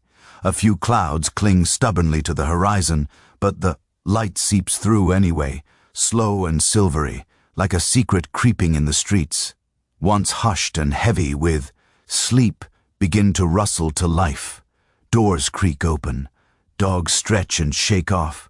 The night. From the rooftops, pigeons begin their morning diplomacy, fluttering, cooing, eyeing breadcrumbs that don't yet exist. You walk with that strange weight that comes after a long night of wandering and eating. Not quite tired, not quite awake. Somewhere in between, you've seen every kind of meal this city has to offer. From spicy sausage and fried fish to stewed lentils and midnight mystery pies. And now you find yourself drifting toward one last stop. Not because you're still hungry, but because there's a kind of poetic symmetry in ending where it all begins. And at the morning market, it's already stirring by the time you arrive. Vendors are unpacking carts, stretching aching limbs, and shouting greetings that sound more like challenges than hells. Producers being arranged in pyramid-like stacks. Fishmongers slap their wares on wet boards, scales glinting in the early light. Bakers roll out steaming carts, loaves still hot from the ovens you left just an hour before. Smoke curls from early fires, metal clangs. Somewhere a man is arguing about the price of radishes with the same energy most people reserve for war. But what catches your eye isn't the chaos, it's the rhythm. You realize slowly that this is the city's breakfast table, not in the way we think of breakfast today. No omelets or orange juice, no pastries piled on porcelain, but in the raw, immediate need to get calories into the body before the work begins. These meals aren't designed for leisure. They're tactical, strategic, fast. You watch a cooper buy a boiled egg and an onion wrapped in cloth, eating both in 2 alternating bites as he walks. A servant girl chews dried apple slices between gulps of weak ale while leading a goat that clearly resents its life choices.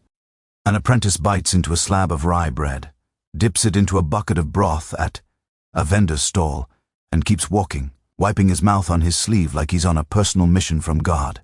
You're tempted by a vendor selling thick porridge ladled into shallow bowls, barley, oats, and bits of dried plum, sweetened slightly with honey. You buy one, the steam rising to meet your face like a gentle slap. It's thick, hearty, a little chewy and comforting. Nothing flashy, nothing bold. But this is food, designed to armor your gut for a day of hauling bricks or sewing until your fingers blister. Fast food at this hour doesn't come with flair. It comes in clay bowls wrapped in bread or cooped in palms. It's ale instead of coffee, eggs, with ash still on them, bread that scratches a little going down, but it's quick, cheap, filling, and reliable. You glance around and notice something easy to miss in the daylight. How many people are eating while moving? This is breakfast on the go. Trenches tucked under arms, cheese hunks wedged into belts, mugs dangling from hooks. The city doesn't slow down for a meal. It demands that the meal keeps up. A few things surprise you. One stall is selling warm goat milk spiced with crushed coriander and honey. An unusual treat this early, but the line is steady. Another is grilling flatbread smeared with garlic paste and crushed greens. less of a breakfast dish and more of a "don't tell my priest I ate this before mass" sort of thing. You get one. It's pungent, oily, and incredible. Your breath may suffer, but your soul feels strangely nourished. There's also a small crowd around a woman selling egg pies, miniature ones baked in what looks like repurposed oyster shells. Eggs, leeks, herbs, a bit of cheese if you're lucky you ask for one. She hands it over with a wink. It's just barely warm, but bursting with flavor. Savory, creamy, full of morning confidence. You pass a group of boys playing near a cart that's roasting chickpeas in a flat pan. They scatter when a merchant yells, but not, before grabbing a handful each and stuffing them into their tunics. The vendor just rolls his eyes and keeps stirring. He's seen it before. He'll see it again. One curious footnote: in some towns, morning food vendors were strictly regulated, allowed only in certain streets, banned from others. The logic: early food meant early trash, and early trash meant rats. Some neighborhoods banned breakfast vendors outright to keep the streets cleaner, while others taxed them extra to pay for cleaning. Not that it stopped the vendors. Breakfast, like rats, always finds a way. There's a scholarly argument that medieval breakfast was more widespread than traditionally believed, while elite records often downplay morning meals, branding them as uncool or indulgent. The evidence from the street is louder. People ate in the mornings, a lot, especially workers, travelers, and anyone who had to lift, walk, hammer, or haul something heavy before lunch. It may not have been a feast, but it was fuel. You finish your flatbread and lick the garlic oil from your fingers, suddenly aware that the market has hit full stride. The noise swells. The sunlight has finally cleared the rooftops. And just like that, the night is gone. The vendors you visited earlier are probably home by now, asleep or washing dishes. The night markets are packing away their embers. The cook shops are wiping down benches. The monks have rung their bells for morning prayers. The bakers' fires are cooling. And the moon pies are now just rumors in the mouths of people too tired to explain why they smell like smoked sausage and sage. But here in the morning market, medieval fast food lives on in full voice. You pass a final cart on your way out. Just a boy with a cloth sack full of something that smells sweet, you ask.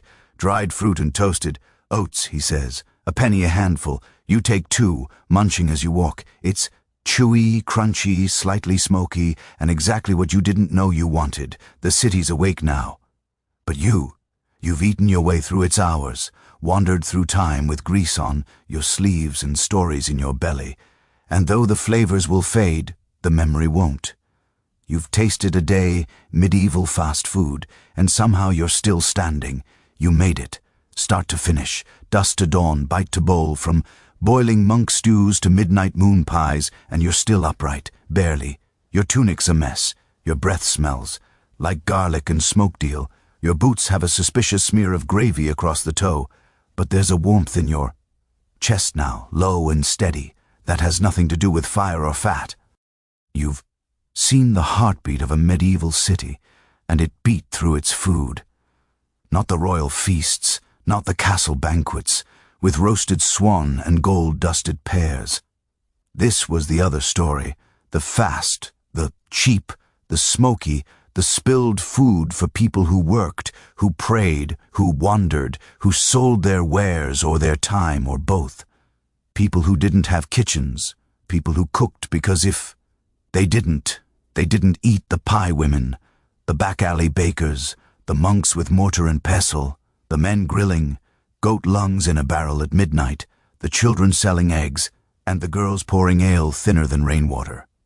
And it wasn't just food, it was everything that came with it. The rules, the risks, the sacred fasts, the whispered cheats, the ingenuity of pressing scraps into satisfaction, the soft hum of prayer in a cook shop, the way vinegar tried to scare away death, and the quiet, holy moment of someone handing you a bowl without asking who you were. It wasn't glamorous. It wasn't clean. It definitely wasn't vegan, but it was real and human and fast in all the ways that mattered. So now, wherever you are, in a soft bed or a creaky chair, with modern snacks at arm's reach or dinner still waiting in the kitchen, breathe out deep. Let the world slow again. Let the stories settle in your bones. Because for one night, you traveled back. You ate your way across centuries and you probably won't look at a meat pie the same way ever.